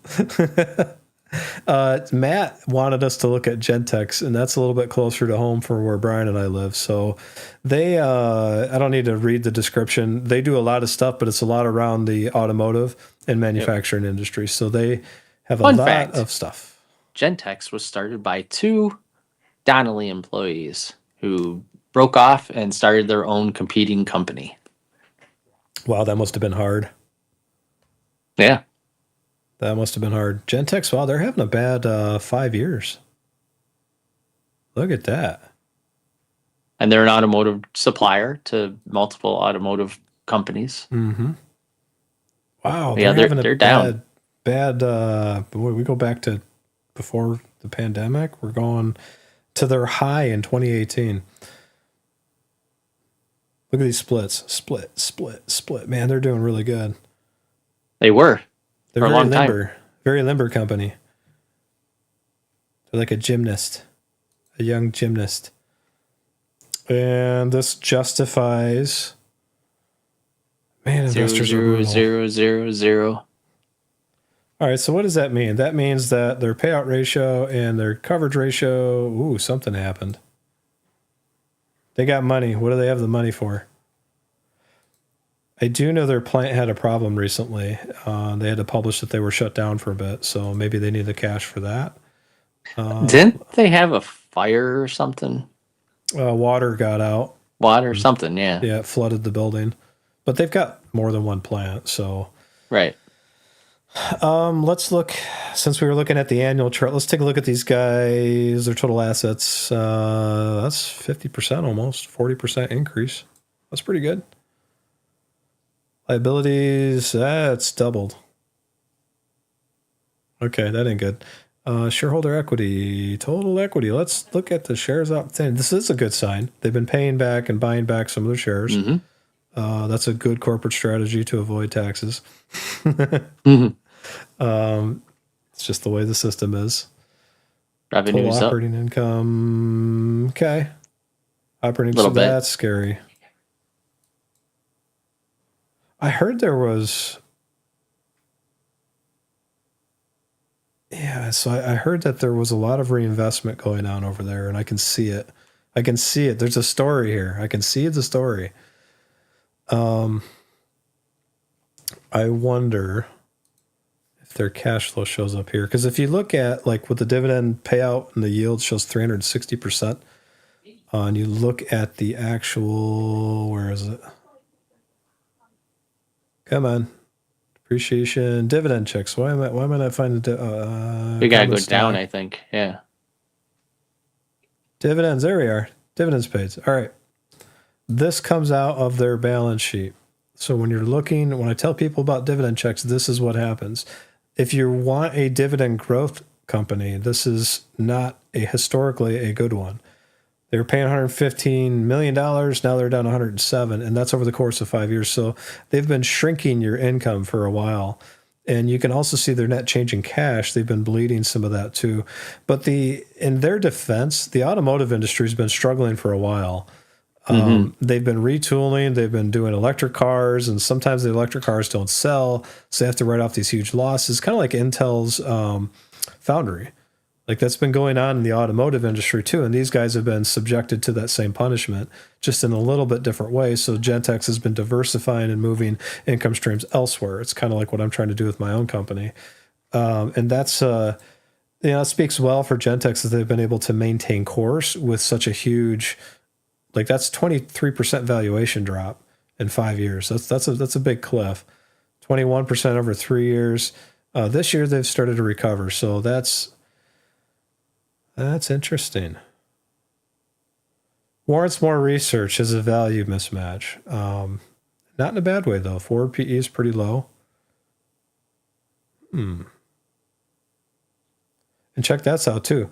Everybody thinks, you're going to be poor. No, we're doing okay. Oh, you're going to be rich. No, we're poor. Oh, you're going to be poor. Oh, no, we're doing great. Oh, you're still going to be poor. No, we're doing great. So when you start seeing this like 3 or 4 times, that's when it's a trigger. Like when we were looking at Intel, we saw the numbers were going this way 4 quarters in a row, and people are like, "No, you guys suck." So we're 2. We're 2 out of 4. So I think I would wait a little bit longer. Same thing with go back to IBM. Same thing with them. So I don't think we're there quite yet.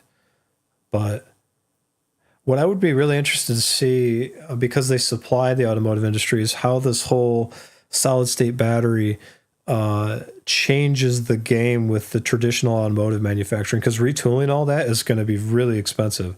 Do I think those companies are going away? No.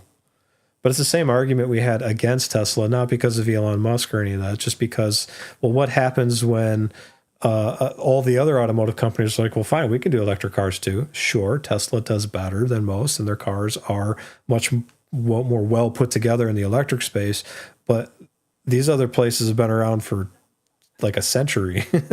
So they're big.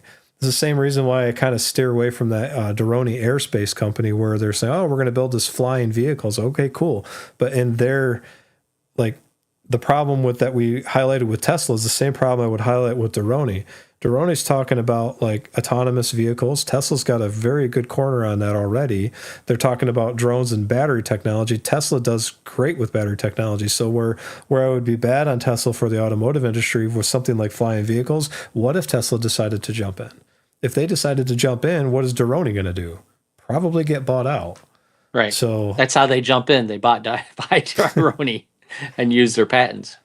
So, like, that's where you got to be careful, I think. Keep in mind that electric cars still have a lot of the same components that a gas car has. Like, Gentex makes the mirrors, the actuators, the door handles, all that kind of thing that doesn't really depend on whether it's electric or a gas car. It's not, they don't make engine parts and batteries and stuff like that. So, as far as that's concerned, I don't think the electric car mandate hurt them too bad or helped them. Right. We can find out. Want to look? Let's go look. Quarterly. Let's go look at the quarterly. They said it would affect their income, their margin specifically. And it did. Not by much. This is, see, here, go to annual so that people can see it that way. Because they haven't reported 26 yet, but this is, nope, you're right. Brian is right. Didn't touch him. A lot of media speculation around that one too. They were all thinking that, oh, it's going to destroy it, but here, like, operating expenses doubled. That's an issue. Operating income halved. Yeah. Yeah, so I think that's just, they're not making as many cars. I think also Elon pissed a lot of people off when he did the Doge thing. he didn't explain what he was trying to do clearly enough and aligned himself with somebody who was very polarizing. So, but their sales are starting to come back from what I've been told. So I can look at quarterly, see if that's true.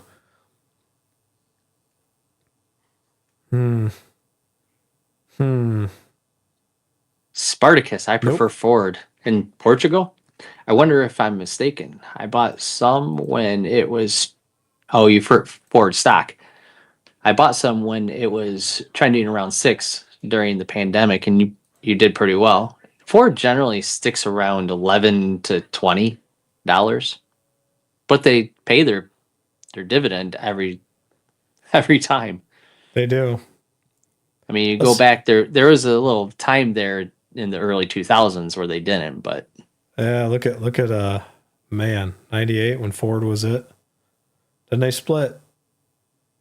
even then Literally. they were at like $40 at their peak. Yeah, they don't drop often. Yeah, I mean you can see it here, and then you can see it here because of all the Yeah. Ford's got huge fleet contracts in the United States, and those aren't going anywhere anytime soon. And a huge manufacturing presence. But what for Ford, obviously not a growth stock. What they are is an income stock. So you just want to make sure that you're going to get your better than average income. And here's the unfortunate story behind their dip. You've got look at these 75% cut. I mean, they still paid it, but It was a you big got cut back then. you Yeah. got hit. I think they did a split too. Did they do a split? I don't see it. Okay, I don't see it. But let's go and look at this. Not profitable. Yeah. Spartacus, I'm not sure if you've done well with Ford. I'm not sure I would hang on to them.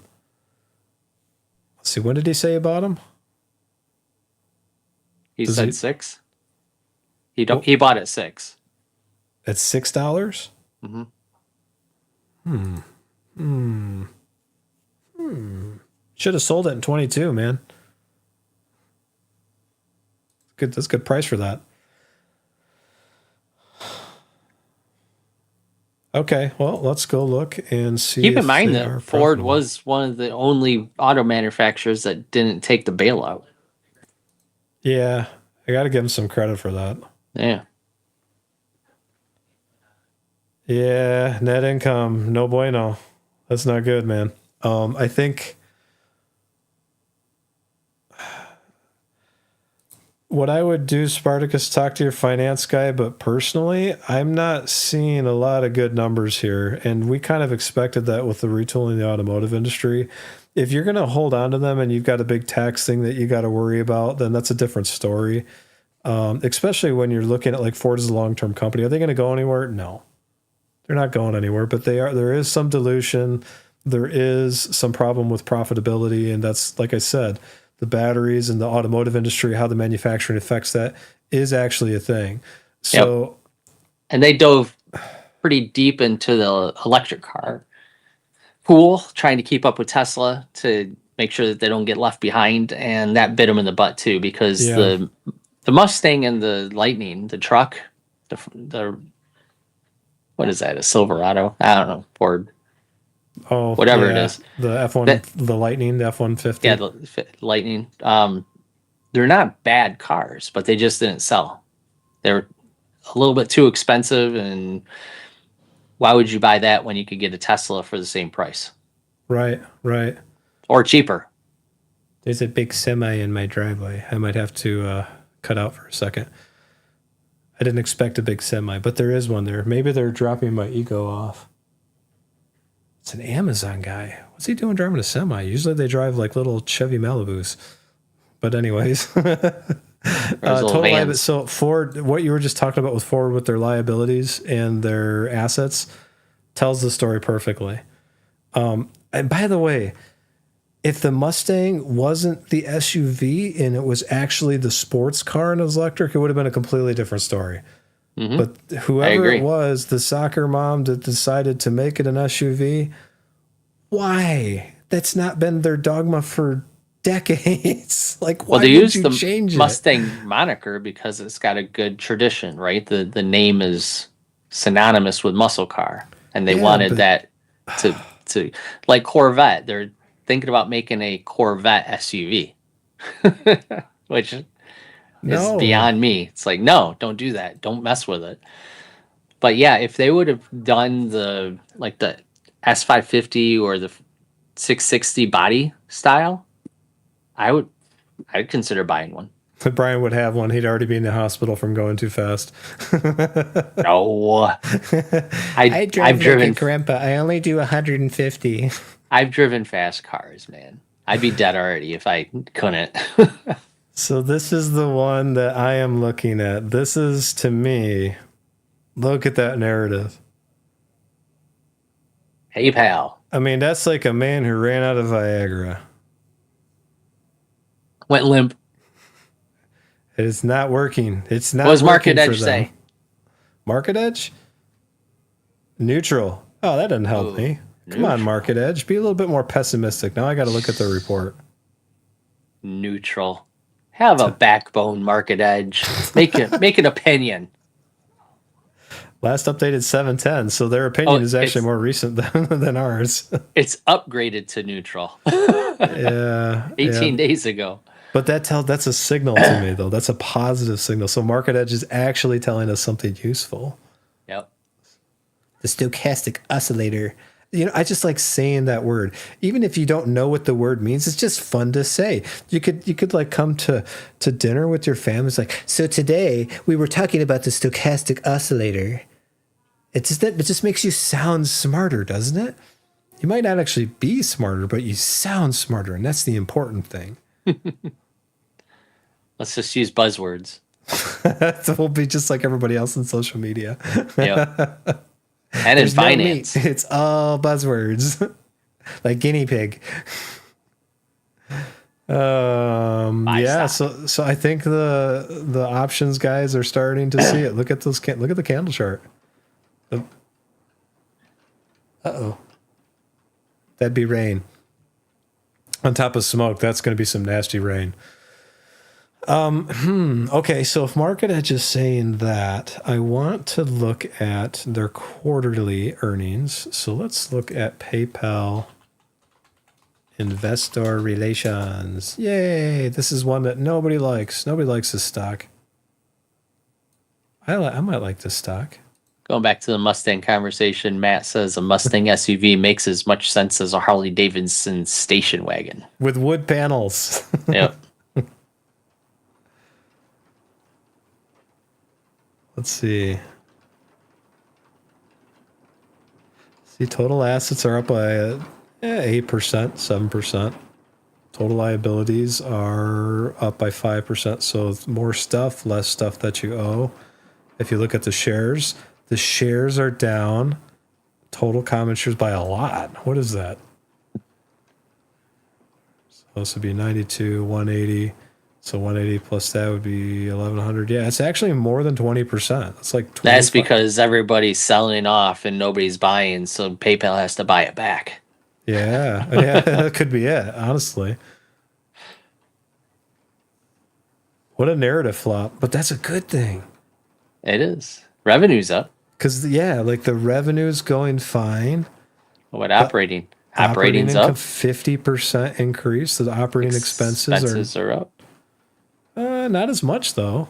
Mm-mm. What is that? So 20 wants you do 6. 4.2 plus that would be 5. So it's about 30%. So you're increasing 50% income.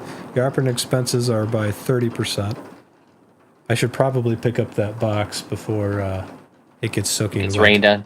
Yeah. So let me go do that, and I will let you read about Trump's 401k plan. Then we'll come back to PayPal. All right. I'll be just a second, everybody. Here's the link. And watch, the moment I go out there, it's going to stop raining. Of course. I'll put it chat for you. I got it. So because we got to talk about this anyways. It's the 401k thing, and I will zoom out. And this is actually a good thing, Trump's 401k thing. Yeah. Except it's broken. No. America's retirement system is broken. Trump may have found a bold fix. So it says when President Donald Trump told reporters last week that he was looking very strongly at Australia's retirement system.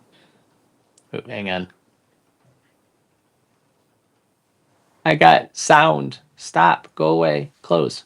Okay.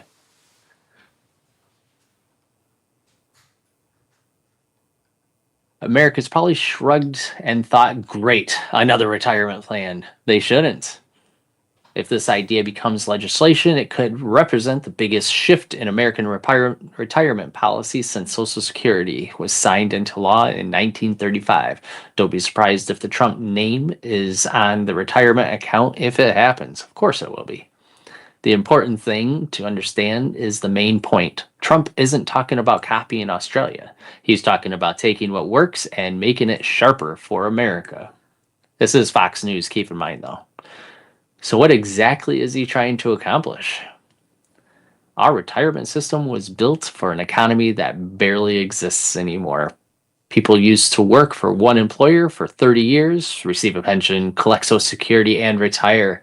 Social Security was built for people to claim it at 65 and live to about 70. That's gone. People are lucky if they work at the same company for 5 years, let alone 30. And pensions are nearly gone. Well, I mean, pensions went away because the 401k became a thing. And we know the savings rate in America is an abysmal 2.6%. Today, Americans change jobs every few years. And why do we do that? To get money, right? You work for a place in 5 years, you don't get raises, you go to another place, get a 15, 20% raise, work there for 5 years, and go back to the original place you were working and get another 20%. That's so ridiculous. It is, but it's something. It's Yeah. true. Millions work as freelancers, independent contractors, Uber drivers for employers that don't even offer a 401k. Yep. Meanwhile, too many workers have little or nothing saved for retirement. That's the backdrop for Trump's comments. What Australia does differently. Australia requires employers to contribute a percentage of an employee's wages into an individual retirement account known as a super. That's a great name. Super. The worker. Supper? Super. No, there's only one P. Be better if it Super. was supper. It would be dinner. The worker owns the account. The investments stay invested. The account follows the employee from job to job. The result? Australia has built one of the world's largest retirement savings pools relative to the size of its population. There is a constant flow of capital into the markets. Trump likes that thought. All right, I like that thought too. Yeah, let's stop there. Because that sentence, there is a constant flow of capital into the markets. Remember when we said it's a very bad idea to try to short or put a stock because every time somebody gets paid, they put money into the market. That article reinforces that idea. So this would force it. Just be very careful that your 401k throws money in equity at businesses that most of them will do just fine. Some of them will fail, but they're using your money to get that free loan without paying that loan back. Yes. That's how the market works. So keep Let's that see in what mind. let's see what the American version would look like. Yeah, go If for it. I were if I were advising the administration, I wouldn't simply copy Australia. I'd build an American version around 3 principles. First, keep Social Security as the foundation. Second, create a portable retirement account that belongs to the worker, not the employer, which at this point is an IRA. Like you could Basically, put it into an IRA and it follows you around because it's yours. It's not tied to an employer. Third, require or strongly encourage automatic retirement contributions into privately managed investment accounts. Instead of relying almost entirely on future government benefits, Americans would retire with assets they actually own. That Wait a minute. is, You will own nothing and be happy isn't actually the story? What? well, you own something, right? That is the 3-legged stool of retirement. That is a fundamental different philosophy. You will own this shoe, but nothing else. Only one shoe, and it's got a hole in it. That is your owning ship stake. And if we're talking Life of Brian, we must follow the gourd. He caught it. No, we must follow the shoe. The shoe is from the... Anyway. Where am I at? May be interested. This isn't about retirement. Isn't about retirement. It's about ownership. America faces three long-term challenges simultaneously. Social Security's long-term financing pressures. Will we run out of money in 2034 or 2036 or 2040 or every year? It seems like in 5 years it's going to run out. They've been talking about that since like I was a teenager. Mm-hmm. A retirement savings gap that leaves millions financially vulnerable. An economy increasingly built around workers who don't fit neatly into traditional employer-sponsored retirement plans. An Australia-style system attempts to address all three. Rather than expanding government retirement programs, it encourages Americans to accumulate private wealth through decades of investing in the capital market. That's a distinctly pro-market approach. There's one huge problem. Yeah, go ahead. Yeah. This isn't anything different than going out to Fidelity or Schwab or anything else, getting an account there, add an IRA to it because you could just open an IRA, and then putting all your money into the S&P 500 or VOO or QQQ and have it set up so that money comes out of your account every month to invest and just let it ride. I mean, that's what they're talking about. Just people don't do it. Now this will force you to do it.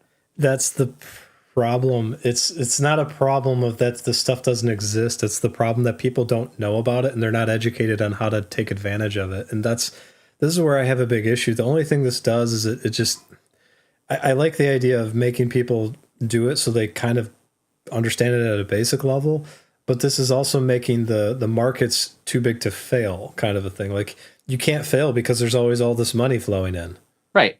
From everyone, all the time. Paycheck every week or every other week or whatever it is, you got lots of money just flowing into the market automatically. Yep. Right. And big investment firms use that money for options and capital calls and like all sorts of things. And these are not small numbers. These are very large numbers. And it only will get bigger and bigger as more and more people are into the system. Now, I will say that overall, I do think it's good because I do think that people underestimate just how much time in the market helps even the most basic of investments, the index fund people. And there's so many people out there that get caught up in social media for the buy this crypto, this 10,000x stock. Like that's not, and that's gambling. Just like Warren Buffett said, that's not investing. That's gambling. In fact, I'm going to call out Sam from My Financial Friend. That is not investing. That's gambling. You're not investing. So I get on a pitchfork raid with that all the time. But anyways. And the crazy thing is, you could pick the last stock in the S&P 500 and put your money into it, and over 20, 30 years, you'd still make money, right? Maybe not a great return, but you'd still make money. Unless you sell at exactly the wrong time. Yeah, exactly. So, I mean, that's time in the market. Over time, unless you pick one stock that's terrible, right, and put all your money into it and it goes bankrupt. If you diversify, put your money in, you do it over 20, 30 years, chances are you're going to make money. Yeah, I don't think this is a bad thing. I just think that it's... No, but there is one huge problem, Tom. Okay, fine. You can read it. Mandatory employer contributions aren't free. Businesses ultimately pay those costs like you. You could argue like that like me. Mandatory employer contribution effectively functions like a hidden payroll tax because employers will eventually recover those costs through slower wage growth, reduced hiring, higher prices, or lower profits. Hey man, that's like every single thing on my company's list. I got I check all the boxes. Like I'm right there, man. You're doing great. Me. I'm the poster boy. Whee! And that's a legitimate concern, Tom. Particularly for small businesses already operating on thin margins. Check that box too. If Washington simply mandates a 12% employer contribution overnight, as Australia has, it could create real economic disruption. You'd have to eat a whole 12%. I don't have 12% to eat. How this guy would make it work. If the administration wants he's going to fix it for you, Tom. If the administration wants bipartisan support, it should avoid one-size-fits-all mandate. Here's one way to install this massive change. Phase 1. Phase in employer contributions gradually over several years. Start at 1% and gradually grow that number. We've been doing that. We're up to almost 4% now. Yeah, you're doing good. And we're grateful. Offer meaningful tax credits for small businesses. Tax credits are nice. Allow limited access to retirement funds for major life events like purchasing a first home. Coordinate the system with the new Trump accounts so that every American begins adulthood with investing assets already working for them. I like that one. Mm-hmm. Keep investing management private rather than creating another government-controlled investment fund. I would contend that it's a lobbyist-controlled fund, not a government-controlled fund, because government changes every 4 years. So you don't right. They're always shifting people, so it's not really. Anyways, I'm going to get on a soapbox. I shouldn't do that. Right, 4, 6, 8 years. Or in the case of one of my customers, 4 different administrators in less than 6 years. Unless you're Mitch McConnell, then you're there for 80 years until you die. Well, he could still be there. It's just a statue of him. He's not actually there. He's just like, he's been there for 20 years as a statue. They just figured it out just now. Wait, that's not him? They're just propping him up like Biden and Weekend at Bernie's him, you know. Retirement revolution. There's a revolution coming. Are we going to do that? Okay, America has done an excellent job creating opportunities to save. We haven't done a very good job at making sure people actually do it or really know about it. Behavioral economics tells us something simple about psychology, and that is automatic saving works. But we also shouldn't ignore the cost to employees or pretend mandatory contributions come without trade-offs. Yeah, no kidding. Now, thankfully, within my company, I actually care about the people and the customers. Like, I care. And that's probably why I'm so stressed out and working too much all the time. But like most employers, I had a guy deliver the Stewart projector screen, and he's like looking, it's like, this is all paid for. I said, yeah, it's all paid for. And he's like, well, what do you do? And I started telling him about how I invest and how we use the benefits to pay for the people. And like, I try to live way below my means. And he's like, wait, so you're telling me that the benefits and everything give you better retention? Has that actually made a difference? Wait a minute. So you're telling me that you just treat people like a commodity? It's like, these are actual people. Like, corporate America wants you to believe that your employer 0261583. Thank you, IBM. But like, they want you to believe that, but that's not the thing. In fact, I see right now in the tech sector, it's a hugely disturbing thing. Where the layoffs are constant now. It's just a continual, like, shuffle them in and shuffle those out and shuffle these in and shuffle those out. That is the wrong direction. You have to, like, you're not going to, I'm gonna go too far. I couldn't. Like, you can't treat people like that. If you want to know what the problem is with society, that is what's creating the problem. Everybody's always stressed out all the time because they're not sure where their next paycheck's going to come from. And even the paychecks that they do get are getting stressed to death by the destructive policies of the Fed, creating all these inflationary pressures, and thinking, well, gee, you know, in fact, if you want some evidence to this, take a look at the top 1% of wealth. And within the top 1%, look at who is in the top 0.5 and the top 0.2. The difference goes from maybe a couple $1 million to dozens of millions of dollars almost instantly. Like, there is such a huge gap that like they talk about it, but I don't think anybody realizes how big the gap really is. So unless you're already part of that crowd, the chances of you getting there are almost nothing. And thankfully, we are seeing some wealthy people now that are saying, hey, this is a problem. Yes, it is a problem. So where I think this whole thing here with Trump, and I mean, I'm kind of a little bit upset with Fox, but because they poked me 45 times in the article. But the thing that's nice is that this provides people a path, and there needs to be more of that. There needs to be opportunity for somebody working in a factory to think that, gee, maybe I can get out of this despot hole that I'm in, because I'm not sure that that's going to be an easy thing to do. So that's my soapbox. And that's why you whip us on a weekly basis, because you care. I do care. I do care. Maybe a little too much. You care too hard. Yeah. It hurts sometimes, Tom. Yeah. So do you want to get back to PayPal stock or? Sure. All right. Let's get back to PayPal stock. I think this is a good idea. I think everybody should be investing. But it shouldn't take a government program to do it. It should just be... My son. you do it. He's trying to play with my Naruto figures. Like, ooh, toys. My wife just like, oh no, get him out of here. That was kind of funny. I thought that was Those good. are not toys. Those are figurines. Those are collectibles. Those are collectible action figures. It's like the Legos movie guy. Don't destroy my city. The Craggle. He's a good kid. All right, you were talking about... Sorry. I was completely derailed, both of us, I think. Tom, it's a good idea, but I don't know if it needs to be a government program to do it. I think people should be able to do it on their own. And I think all the people who would be on that government program should be watching us and creating yes, a account with us and through us. All the millions. All the millions. So you too can make all the millions. We're saying the exact same thing.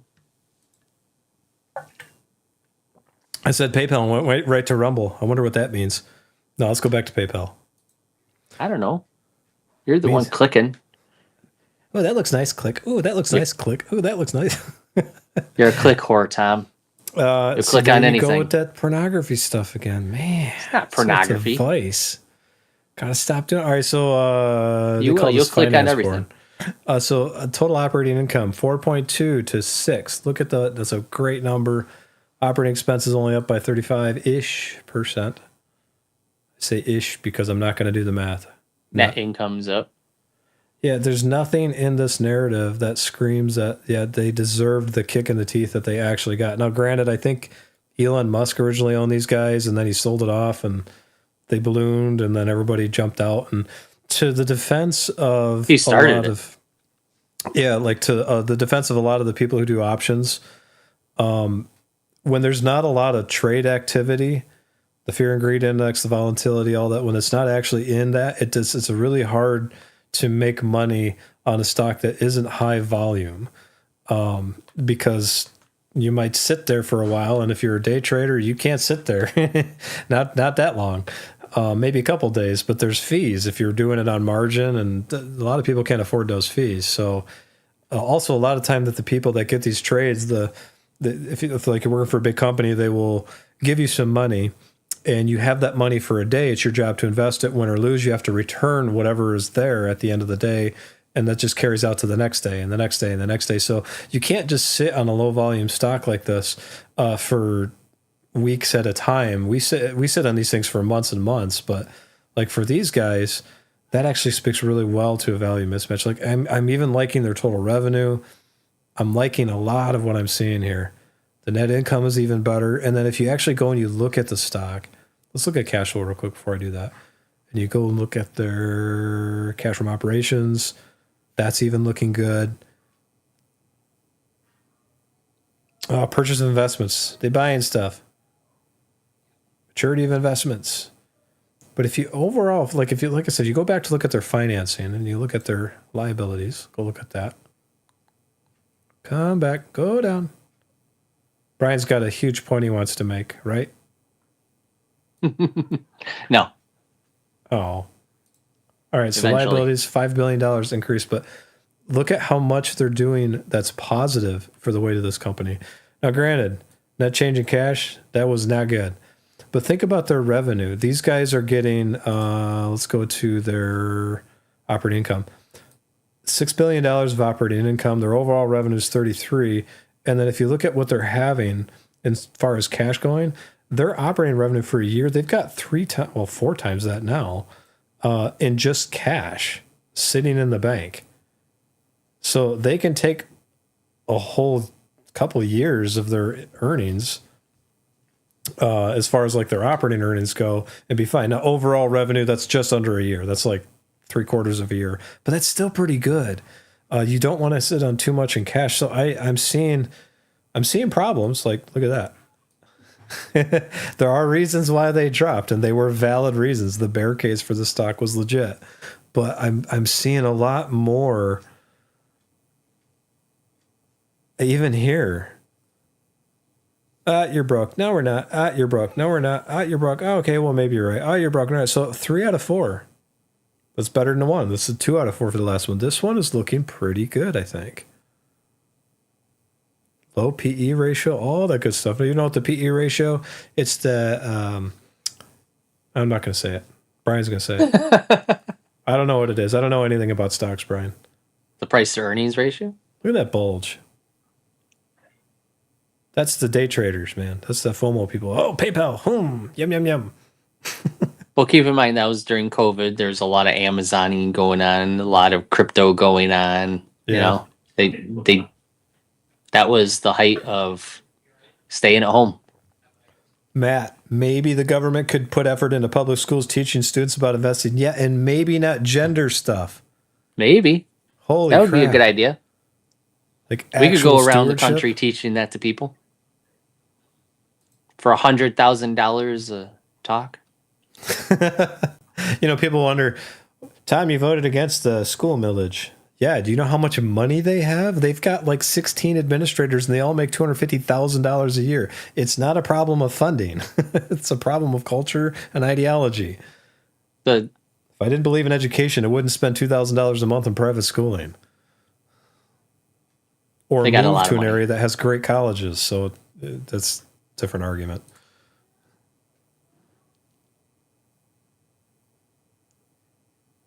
When did Elon get out of PayPal? Was it around 21?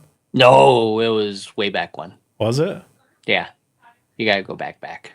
I can't go back. It won't let me go back. See? To 2015? The world didn't exist. This is pre-Genesis, Brian. Look at this. Elon said, let there be PayPal. I'll let you know in a second. I like this stock. I like 2002. 2002, really? Okay. Yep. When it was acquired by eBay for $1.5 billion. Oh, that's right. eBay took a hit for that too. Oh, they did. That. But it was smart on eBay's side too, because now they have a built-in payment option. Really? 28 cents? Payout ratio, 5%. Dividend coverage ratio. Remember, we just looked at how many billions of dollars they got in the bank account. 2,000%. That's legit. Because if you looked at the numbers we just looked at, if you go back to the balance sheet, and maybe I'm talking to myself in my head and people aren't actually seeing what I'm putting up on the screen the same way I'm seeing it, but that is actually a number. There's not like, a lot of times when you see these companies like, 20% payout ratio and 300-400% coverage ratio, something happened. Like there's a reason behind it, but this is just like, this is a mismatch, man. The narrative doesn't fit. Well, normally when you see something that large, like it's 1,000 or 10,000%, it's because they only give you a 0.5% dividend, right?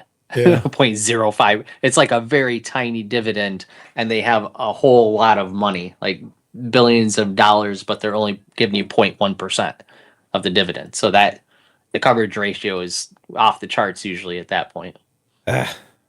Missed it. Well, no, we didn't miss it. We bought a lot of PayPal last few months. Yeah. But that's just annoying to me. They were at 40. They were in their 40s. Now they're up to their 50s. Gosh darn it. Question is, can they get back up to 100? I'm sure they will. If they keep on the pace that they're on. The Venmo, they purchased Venmo. Yeah, So that was a few years ago, but yeah. I don't know, Brian. I like these guys. Let's look If they at could Comcast like again. acquire Cash App and a couple other ones and get, because they used to have a monopoly, right? Because PayPal was the only one in town doing it. So if they could get back to that, then I think their stock will go up. It's a 6 month to a year play, but Yep. And of course, they're doing all the crypto stuff, so you could buy and sell crypto within the PayPal app. I don't like that. I don't like getting into that, but I like and I understand where their revenue can come from that. I get that. That's fine. Yeah, I but you could just do that from banks too. So I mean, there are yeah. banks, Fidelity type things that you could buy and sell crypto with. So it's not much different. I, ju- Robinhood, I right? just don't like the idea of people comparing the stock market to gambling because it can be that, but that's not truly how it's supposed to work. This is Comcast. So we moved on. I moved on secretly behind the scenes. Let's talk about Comcast. Let's talk about Comcast. We have how much do we have Uh, in these guys? Let's go back to the portfolio. I'm going We to go relieve have. myself. I'll be right back. So I told we're gonna talk about Comcast, and Brian's like, "Oh, I'm out of here. Screw that." I'll listen. So don't talk about me. I'll be hearing. You go pinch it off, Brian. I will be here. I'll be talking about Comcast. So Comcast we have in our portfolio.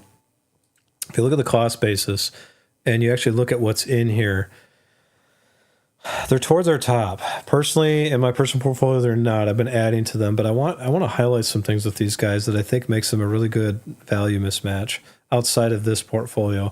And for example, Intel, we had $10,000 of cost basis in Intel, and we sold them and split them into other companies. And I think there's an important point there that you don't want to be too overweight in one sector or another. So for these guys, I really like them, but in this portfolio, there's not a lot of places I can go with it unless I truly believe the narrative's in the right place. Now, if you look at the gain and loss, you have to go towards the bottom.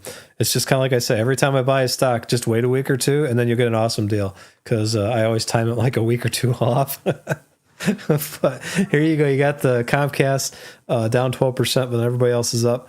But if you look at their finances, fiber's a big deal. Their retooling's a big deal. Their overhead's a big deal. The Warner Brothers split, or not Warner Brothers. Brian, you're gonna have to help me when you come back. They're splitting off into two media groups, and I can't think of the name of the other one. That's a big deal. But I want to highlight the underlying finances of the actual business. So if we look at the balance sheet before the split, and we look at their assets, Universal. That's it. I didn't even talk about going there for the July thing or the Florida thing. That's okay. You're old. Yeah. Starting to see it too. It's scaring me. Total assets. So about the same, 5 years, right? God, those are large numbers, though. Aren't they? That's massive. Total liabilities, also about the same, but the liabilities went down too. So from a perspective of like overall percentages, looks okay. Total shares that are outstanding, they went from 4.5 billion shares outstanding to 3.5. That's a massive jump. That is a massive jump. Yeah, thanks, Matt. Sometimes my direction gets right, but then I get the word wrong. It's not what I meant. You were thinking AT&T. Yeah, I was. We made pretty good money on the AT&T thing. Might come back into them soon too. Total revenue. Look, so liabilities down, assets down by a little bit less. Total shares outstanding way less. Total revenue up by quite a lot year over year. Operating expenses up by 10%. So here you go, 116 to 123, about 7%. Operating expenses by about 10%. Operating income about the same. So this company hasn't really financially changed much except for the fact that the equity they have is worth more because there's less people that have it. So you got the net income went from 14 billion to 20. There's another story there. that increased by almost 30%. So that increased too. Now, am I giving you the right numbers? I'm giving you estimates because I'm looking at this stuff live, real time. This is an actual recording. It's not like the other finance channels will put something on loop and you're like, hey guys, how are you? And like they're not actually there. They did that once, and now you're gonna just I'm going to beat beat them that to horse death about it. nonstop, man. I was like the little kid who's trying to get picked first for baseball, and I'm still standing there. They're off playing the baseball game. I'm still sitting there at the bench like, hey guys. You feel like Hello? you're acting like they did it just to screw with you. They did. It's all about me, Brian. Gosh darn it. It's all about me. It's all about me. I need validation. I validate you. That's why you're on Dividend Dudes. If you ever don't. Oh, I'll have to start my own channel. It'll be the anti-Tom channel. This is what Tom said today that made him look like an idiot. Man, you're going to have a lot of content. There's going to be so much there. But here, again, net income. Man, these guys, so net income up by 30%, everything else being flat, the overall shares that are like way down, cash from operations is increased as well. So what actually justifies net change in cash is up? The stock price drop. There's not a whole lot here other than the narrative. It's a narrative mismatch. And this is 5 years. If you own them, they're down 60% almost. Well, maybe not. Maybe like 40% if you include the dividends. Yeah, I don't see that this matches what's actually happening with the business. No. So I'm curious if we go into their earnings calls and investor relations, how much of that is actually Universal versus Comcast fiber and cable? That is the question, isn't it? Because what if they split off and they take even more of the negative assets that they have and are like, bye, and now then their cable business looks even better. Right. Comcast looks great. That's what 3M did.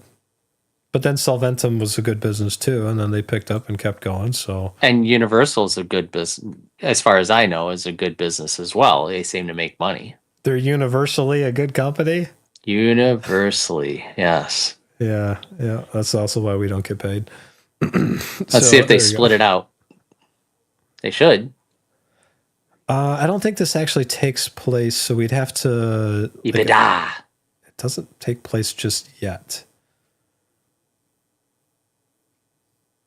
Yeah, so they haven't done it yet, and I think that'll show up once they do it. So we would probably have to look at what their proposal is. Well, you think they do that see what it is in there anyway, right? Probably Somewhere not in there. this report. Universal makes up only 8% of their income, I think. Yeah, and it's probably a really large chunk of their operating because it's expensive to produce content. So I think this is going to make their book value look better, not worse. Would I keep Universal? I don't know the answer to that. I would have to see. So like here, revenue for content and experience increased compared, including $2.2 billion of incremental revenue from Milan Olympics. I don't think that's tied to Universal. Yeah, I need to see Super Bowl. I need to see this split off a little bit more. So I think what we'll do is I'm going to have to do some homework and we'll come with it probably in the next week or two with what this is going to actually look like when they spin it off. But if you don't even include this, the narrative doesn't match the earnings. Same thing with PayPal. Like PayPal's just been, oh, they suck. It's like, well, they're not really. If you look at their earnings and everything, they've been doing good, but nobody would know that. Not if you look at the stock price. You got Apple Pay and Google Pay and Cash App. Why do you need PayPal anymore? Mm-hmm. That's the narrative. I fear that Netflix would try to buy up Universal since they couldn't get Warner Brothers. That was my sentiment exactly. Valid. I agree. And then Spartacus says, I've held this CCI in my portfolio for quite some time now, but it seems to be fast asleep. What am I missing? Spartacus CCI. He's off into his own little world. CCI. Comcast. Crappy income. Crown Castle. Castle. Oh, it's an Oh, REIT. REIT. That's why. REIT. That's what you're missing. It's a REIT. Yep. Couple things. REITs function different than a regular stock. They are required to pay in earnings a percentage of those earnings to their investors. Those payments are treated as ordinary taxable income, not qualified distributions. REITs are kind of like banks. They're very, very heavy asset based. Listen to the summary, though. Crown Castle Incorporated owns, operates, and leases approximately 40,000 cell towers and approximately 90,000 route miles of fiber. It primarily supports small cells and fiber solutions across every major U.S. market. This nationwide portfolio of communication infrastructure connects cities and communities to essential data, technology, and wireless service, bringing information, ideas, and innovations to the people and businesses that need. It doesn't sound like a REIT. They own the property that it's clever. On, but yeah, it's a clever REIT. It is. Boy, cell towers. Knowing that, what's your prognosis? So there's been a conflict between farmers and cell towers and eco-conservationists. It's more the eco-conservationists because farmers get paid pretty well to have a cell tower on their property. They do, but there's, man, Spartacus, you buy some risky companies. So they're paying more. So they're paying more out on their earnings than they have the cash to basically cover it. So payout ratio, how much are they making? Can they pay what their dividends are, and based on how much they're making? Nope. In fact, if you give them $1, they're going to have to take another 80 cents to pay you that $1 back. Can they cover it with existing cash they have? No, only half. So that's a problem. And this, so if I they even cut their dividend. Yeah, if I had to guess, they started out, they got all these towers, and the towers were great, but because you're in the technology sector and the life cycle of those towers only last maybe 5 to 10 years. You need to start upgrading that. Money was great. Oh, wait, we got to depreciate that stuff? Oh, wait, it's AT&T and Comcast. These other companies are modernizing. Oh, wait, we don't have the technology to keep up with the bandwidth demands. Expenses. So what I'm guessing you'll probably see, I could be wrong. Spartacus says they sold the fiber and now they're only towers. That's another issue too. Case, I wonder when in that chart, when did Starlink become available? I would rather invest in a company that makes components for cell phone towers. Back to TSM and Qualcomm. Let's look at their statements. I want to see what their assets do. Because a lot of people inflate their assets. Just, you don't believe me? Look at the real estate market. They sold. I'd rather trademark the radio waves. Assets going down. It's hard to do more with less. I don't care what Six Sigma tells you. Total liabilities increased. They did sell the fiber, right? So the asset liabilities went up, even though they sold the fiber. Well, I would think if they sold the fiber, assets would normally go down, but I would think liabilities would also go down, but they didn't. Mm-mm. And you should see, it'll probably show up in either their investments, I would think. They're probably getting a bunch of loans. Are they diluting? Spartacus, when did they sell the fiber off? Was that recent? Oh, I have no idea. Spartacus, listen to me, man. Spartacus. I don't want to listen to you. I'm looking at numbers. Because if it was recent, it might not be shown in this report we got here in their earnings. The revenue. See, so far we've seen three things that tell a bad story. We've seen the assets, the liabilities, the total shares outstanding, and now we have a fourth thing here where their total revenue. So that's why I said you start out great with a lot of assets and producing, but you have to maintain those assets. You have to, like depreciation, amortization. Look at this number. Okay? That's exactly what I was predicting, and it's showing up here. Depreciation means if I buy a computer, or let's say I've got I'm going to be an accountant for a second here. Let's say I have a landscaping company and I need to have a bunch of my guys on the road with lawnmowers and trucks. So I buy a truck. Let's say it's $1,000 truck. If you can find me $1,000 truck, I will buy 10. But It's it a good makes the truck. numbers easy to work with. Good truck, not a crappy truck. But like, if Let's I say buy the it, truck is $23,796.26. no. Now do your math. Come on, Tom. I know you're smart. Make it happen. All right, $1,000. It's like the NASA engineer. I need you to find the genius among all the geniuses, and they're all mathematicians. Like, oh, no. So you got $1,000 truck. What you're supposed to do, depreciation means that I take that $1,000 and for tax reasons, I have to spread that out over multiple years to fund a replacement of that truck when it runs out, when something happens to it. I cannot. This is called depreciation, boys and girls. Yes, it is. Hey, people are still watching, so that's good. So basically, when Can you say depreciation? can you say depreciation? Say it depreciation with me. It's such a happy, fun word. Today knew we're you going to could. talk about books and assets. I knew you could do it.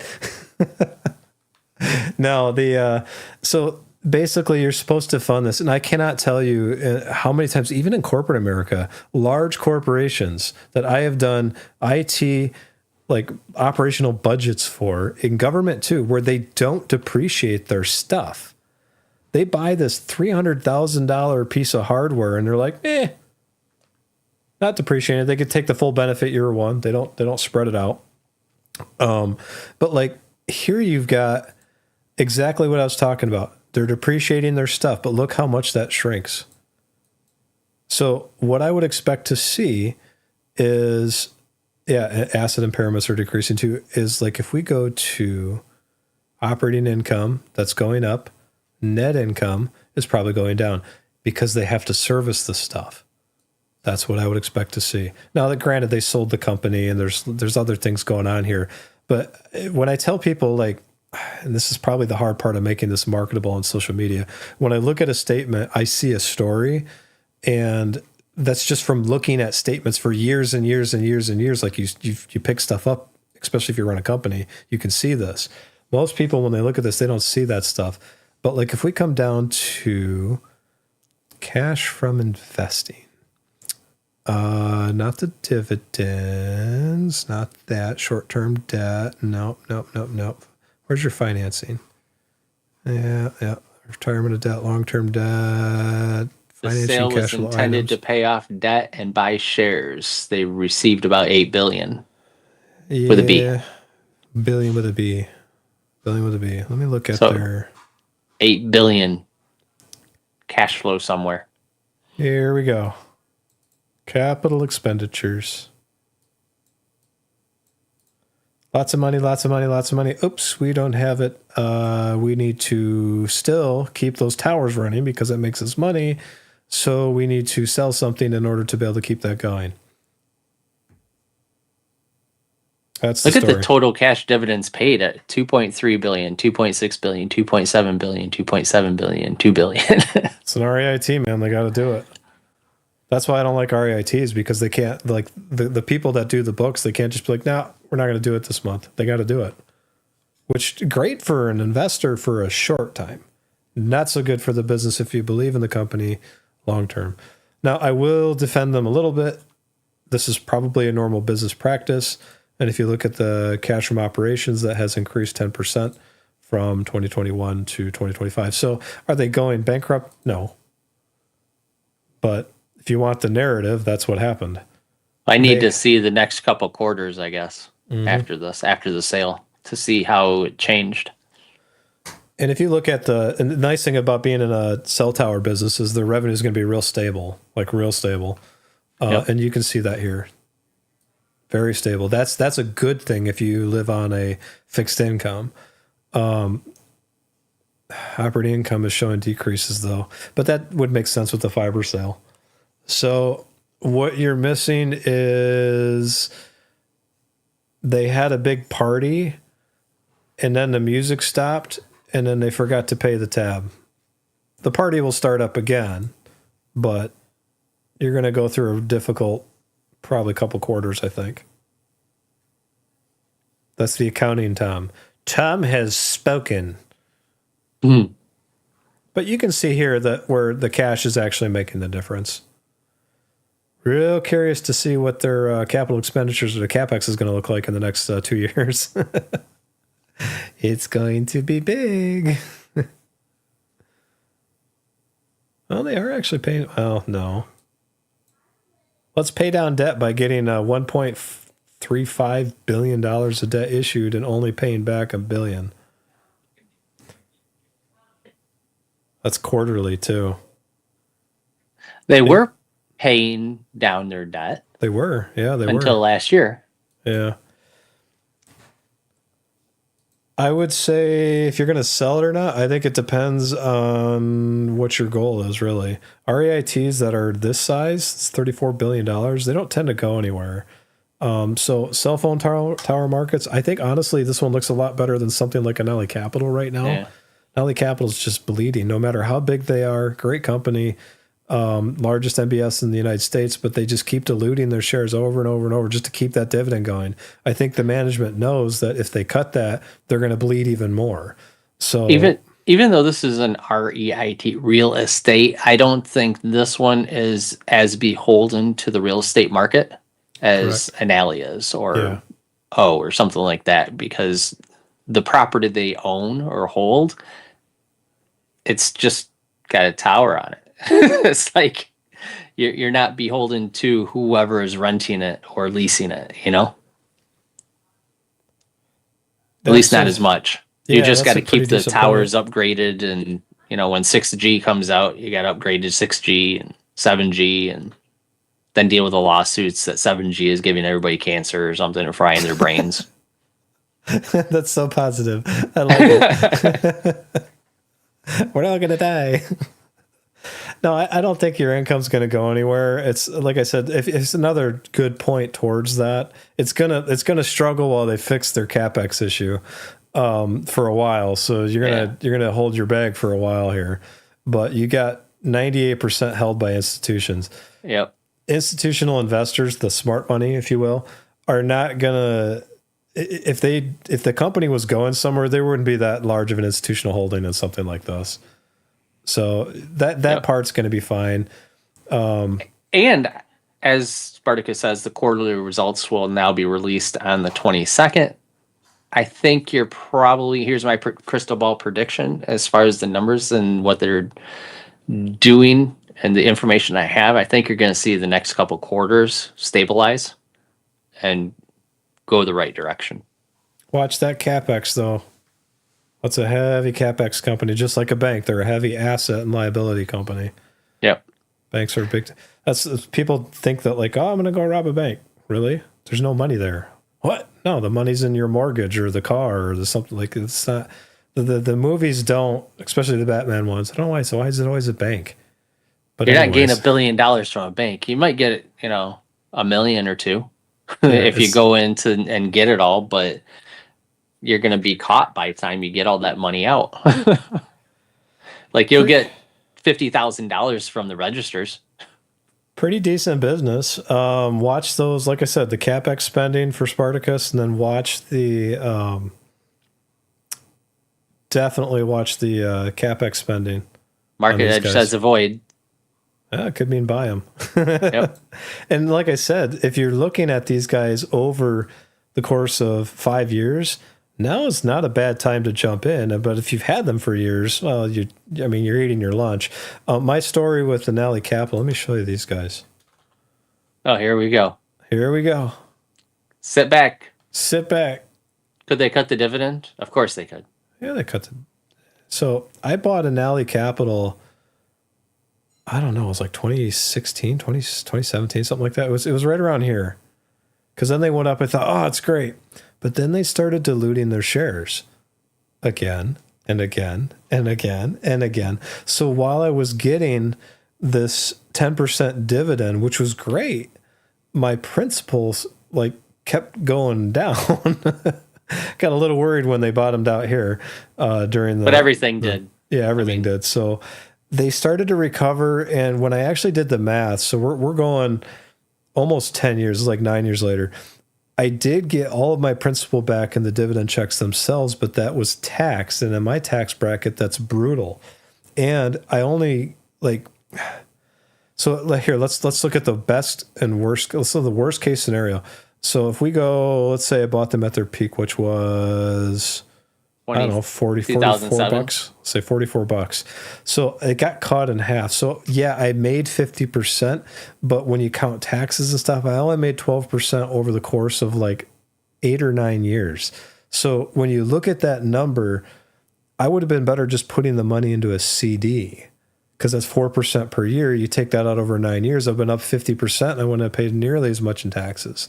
So or put it in the S&P 500, and you would have been even better. yeah, be careful with investments that produce large yields. I've only lost money on 3 stocks. I would assume that in my case, Anali Capital is one that I lost money. It looked good on paper, but by the time you actually included inflation and everything else, it wasn't a gain. Now, we do have gains. We've got proof of that. Like, here they all are.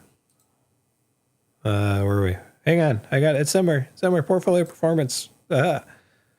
So, in like 2 years, we've gained $52,000 in a $160,000 portfolio in just gains. So there's ways to do it, but it's never the way you think. It's not going to be like, oh, this stock's going to be a moonshot, or this stock is going to pay me this massive dividend. I'm going to make a lot of money on the dividend. It doesn't work that way. And I wish more people knew that, and I wish we could like go around like Brian said and show people you're buying a piece of a company. It's not just like a ticker symbol in dollars here and there. It's like actually a part of the company. And that company, like somebody told me, oh, Tom, it's not a loan. Yeah, I know technically it's not a loan when you buy a stock, but I see it as a loan. And I expect them to pay me back. And I want to know when, and I don't want to know how they're going to do it. If you talk to Warren Buffett, he probably feels the same way. So if you look at our investment income, this is qualified. There's very few stocks that do not pay in our portfolio qualified dividends. Like there's just like 1 or 2. Yep. But there's a whole different tax thing that you can talk about that too. And then if you look at the summary here, up over 233%. When the market drops, REITs get brutalized, especially if they're not financially very well solvent. So as we're talking about this demographic cliff, and we're talking about the financial issues that are hitting us with the tariffs and then the stuff going on in Iran, I'm like off the screen pointing at fake Iran. But when you're looking at this stuff, you have to keep in mind macroeconomics influence these things. So if you buy now thinking it's a good opportunity and the market just tanks, you're not going to be out just 40%. You're going to be out the opportunity cost and the time. And the time is probably the most important part. And to Tom's point, dividend chasing does not work over long term. I mean, what you're going to find is a bunch of dividend traps that offer 10, 14% off the bat, and you're going to get into it. It's going to be high valuation. You're going to get the dividend a few times before they cut it because they can't afford it. And not only are you out the dividend, usually that stock drops in value as well, just like this one did, 50%. Mm-hmm. Unlike this one, I think they can afford the dividend, even though they did cut it. They may cut it again as the sale progresses before they catch speed and come back. But if you believe in this company and you believe they're going to be fine long term, then you just hang on to them. You'll get your dividends. It'll come back, and the valuation will come back. Especially if you got in 2024 when it was 89. I can't remember what it was now. I'm seeing smoke come off the roof of my garage. I can't tell if it's water evaporating or if like the Porsche is on fire or something. I don't think it is. Or it's just wildfire smoke. It's just wildfire smoke. That's a weird look, man. Anyways, so I think he'll be okay with this one. Yeah, I would hang on to it. If you want to do income like that, I pulled up one that's a really high yielding covered call ETF. Remember, this is tax disadvantaged.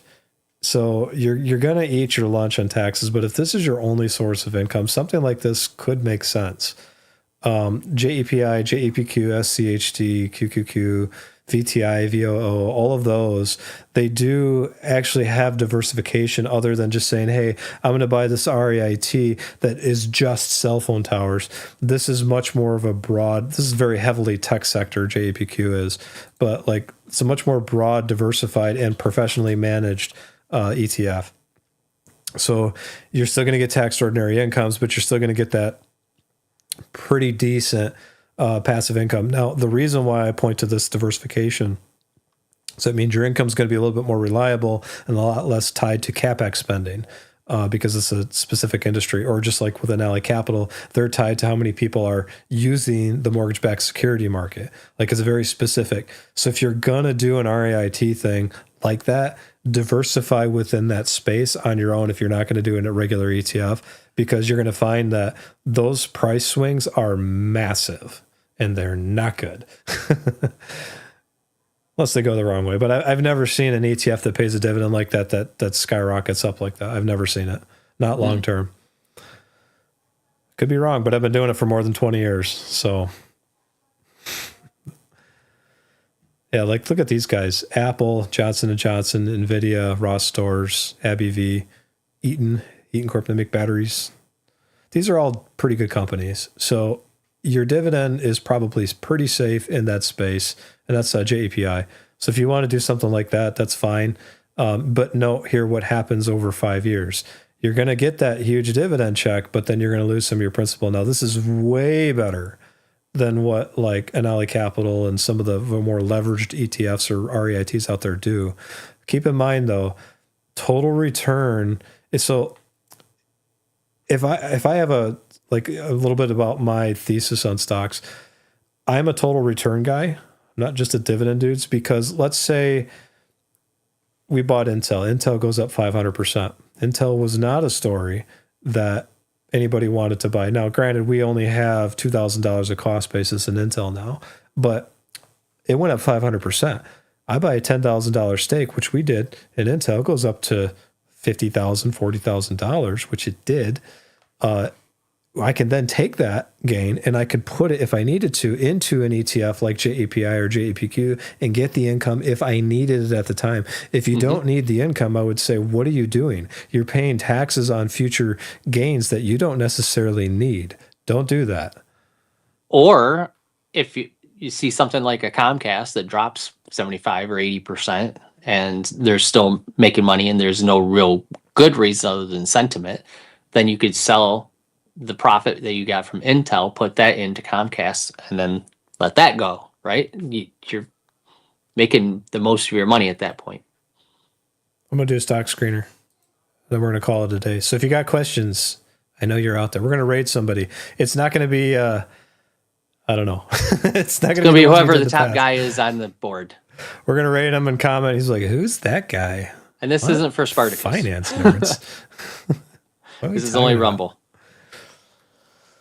And Spartacus doesn't like ETFs, but I get the sentiment because you can just pick the stocks that the ETF holds and do better because you don't have to pay the management fee. But that's the whole beauty of an ETF is that you don't have to keep looking at things and buy when it's a good time to buy and sell when it's a good time to sell. You have them to do it for you, hence the management fee.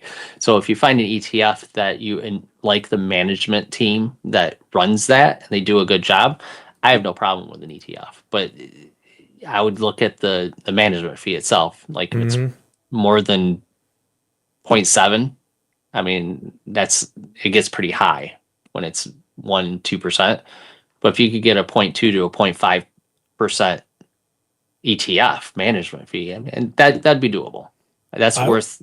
I would love to have an ETF like that, where we just take what we're doing, put it in the ETF. I try to make the fee as low as possible. Then that way you could just buy that and set it and forget it. But that requires like very large institutional people with lots of money and like really smart people that would sponsor us to do that. So in the meantime, you can just watch us flounder here.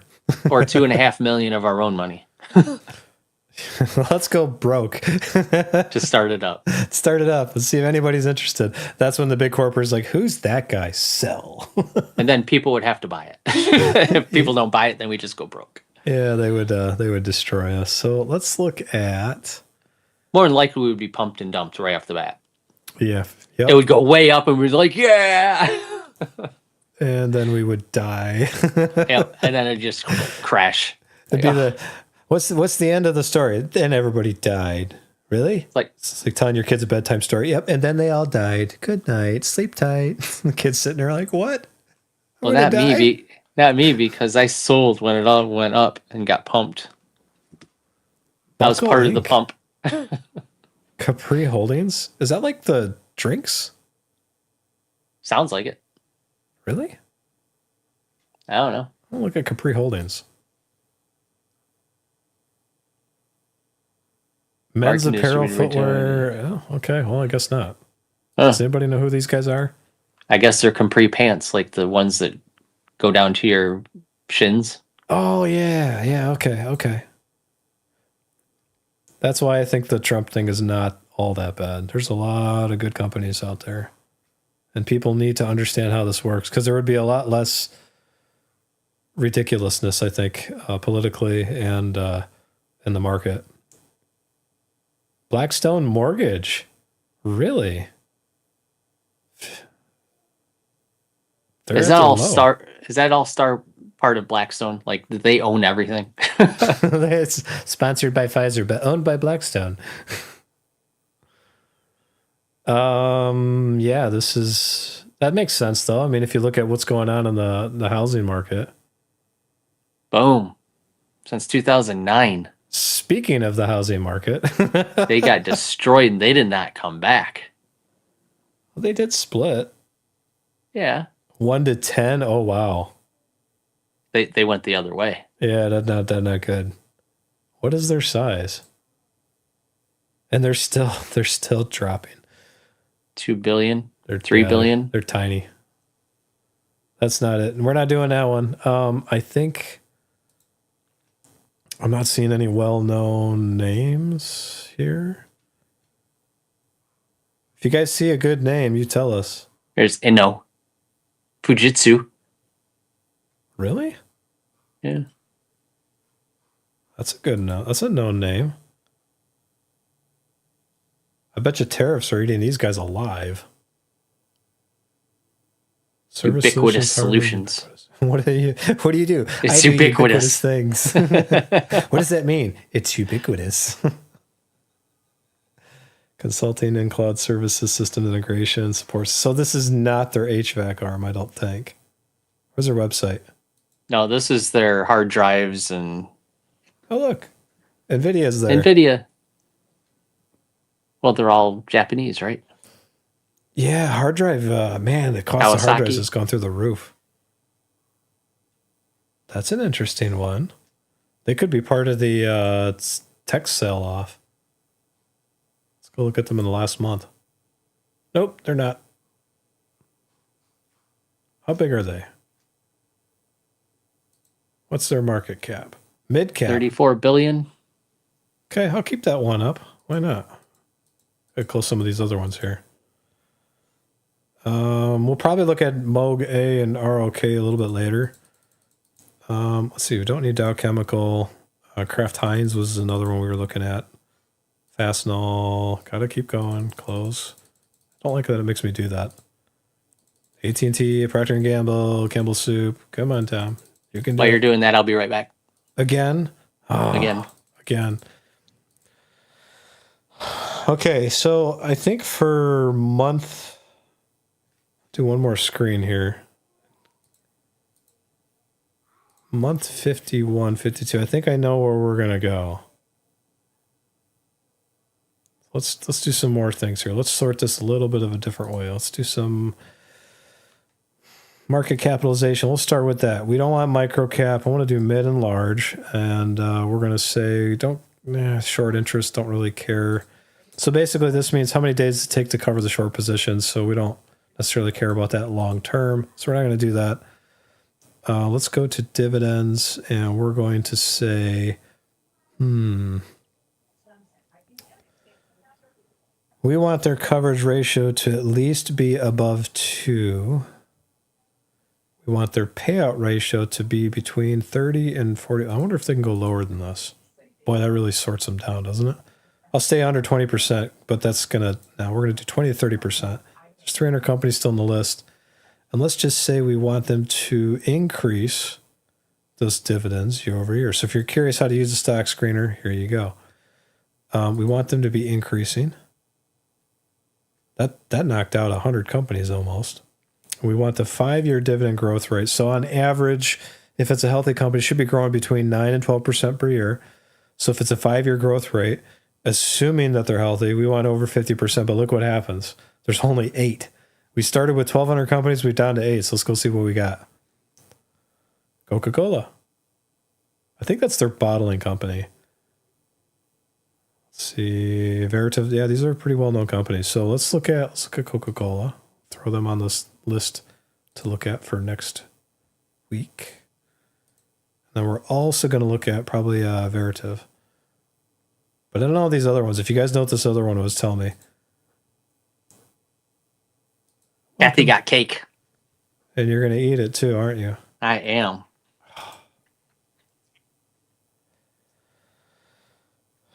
I just did my quick stock screener. My niece is here for the weekend from Colorado.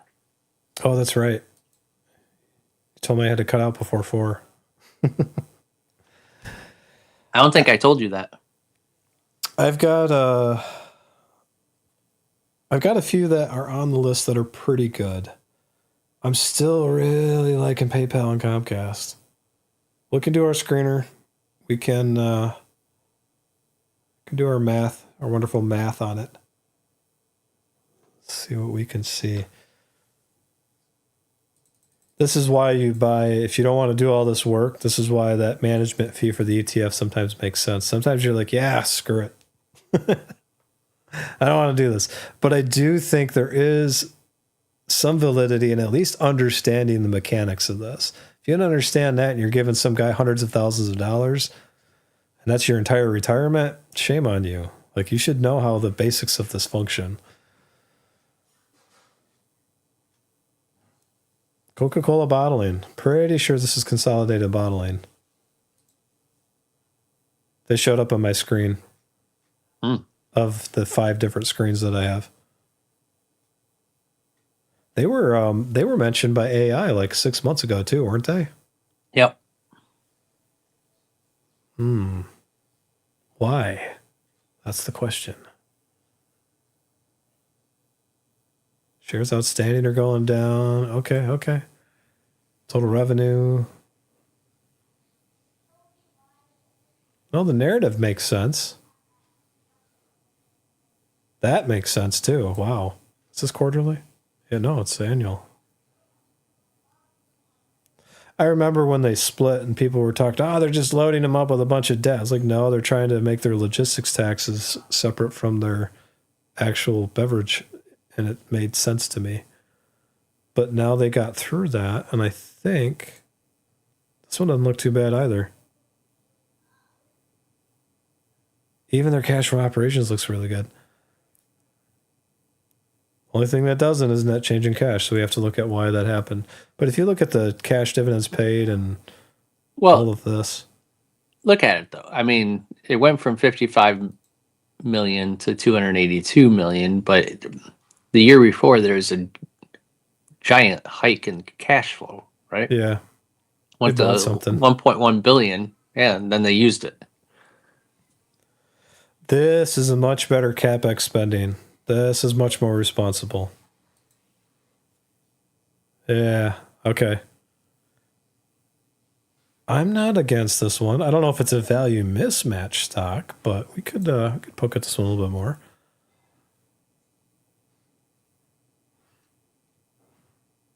How many companies do we have? 22? Something like that. I think it's more than that. What does it tell me? Because E-Trade will tell you. Always quit with your E-Trade. That's where I spend all my time.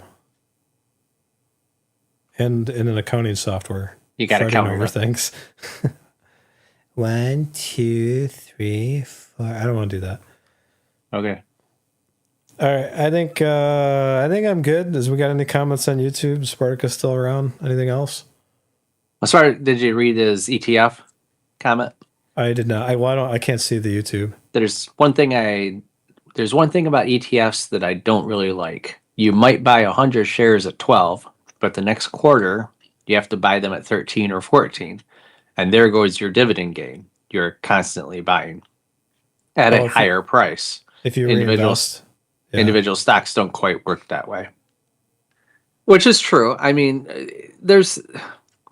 if you're buying an ETF, then you're doing so because you don't want to spend or can't spend the time researching stocks all the time and buying when you should. So I would say the alternative, or at least a good alternative, is to have a reinvestment schedule to where you put so much into the market every month or every paycheck, right? And it just goes in and buys these stocks and it just keeps going. Set it and forget it.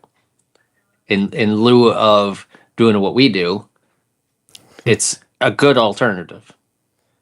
It's like your 401k. It's what you do with your 401k, isn't it? You have a set percentage that you put in from your paycheck every week or every paycheck, and you have a set number of stocks or ETFs or index funds that it allows you to do, and you pick whatever you want, and every paycheck it just puts in, and 20 years from now you got a couple $1 million and you retire. So I'm going to make a huge point here. With all the words. Tom's got the best words. Here's my point. I'm clicking. You can't hear me clicking, but see the little arrow move? Wait, hang on. There we go. No, go down. There we go. So the arrow. Reinvest. Reinvest. We have the no dividends? reinvestment. No.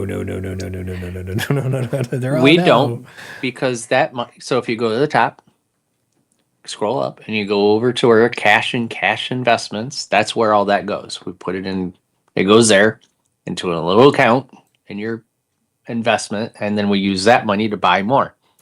But we do the research.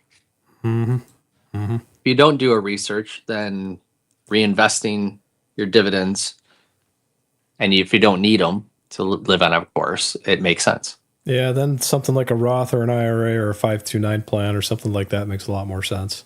Otherwise, you're going to be paying. You're going to pay a lot, and they'll be happy to take it.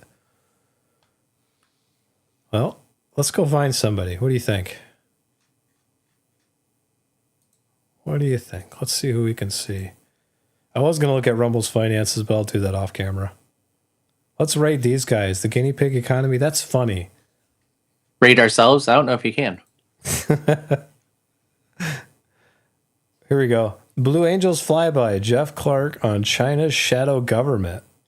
Oh, shadow government. That's totally related to finance. So we should totally rate them. China doesn't have a shadow government. China is a shadow government. Like, what are you talking about? Yeah. Look at how clickbait all this stuff is, man. That's so depressing. Look at this stuff. You think, oh, well, I want to be a social media guy. Then you look at like this, Dark Souls. Like, what am I doing, Brian? I don't know. What are you doing? I actually don't even know. Here, I'm gonna make sure they're muted. And then, how do you rate these guys? You go up and get the link. Embed. Well, you could either embed or you could just copy and paste the link from the top. Right there. Copy. All right, I'm gonna copy and then just raid the link. Yeah, /raid space link. All right, that's it. I'm gonna do it. Everybody with me? Thank you for watching. We will be back. We can actually hear your clicking. He's so angry. He's always clicking. I could hear you clicking. I watch you in your sleep. I think that's it. Yeah. All right, we'll be back next week, Friday, probably. Yep. We'll have done the stock purchase between now and then. I have a pretty good idea of what we'll be doing. Not feeling good about the economy, but we'll see what happens. Portugal doesn't have a 401k plan. That honestly doesn't surprise me. They have a good tax plan, though.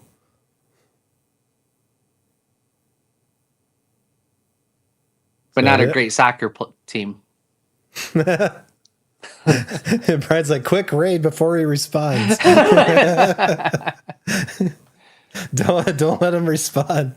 He's gonna be mad. All right, you ready? Yeah, have a good raid. Have a good weekend, Razor Core. We're gonna raid these guys now. I hope this is actually a live channel because, yeah, I don't know. Last time it wasn't. If it's not, please tell us next week. It seems like it, but who knows? All right, guys. Thanks. We'll see you next week around lunchtime ish. If the world hits fire, it'll be on Saturday. So, Yep. And as always, happy investing. happy investing.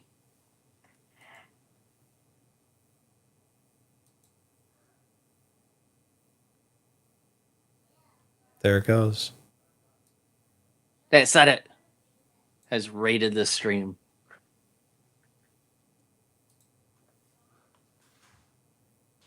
All right. I'm going to stop replays.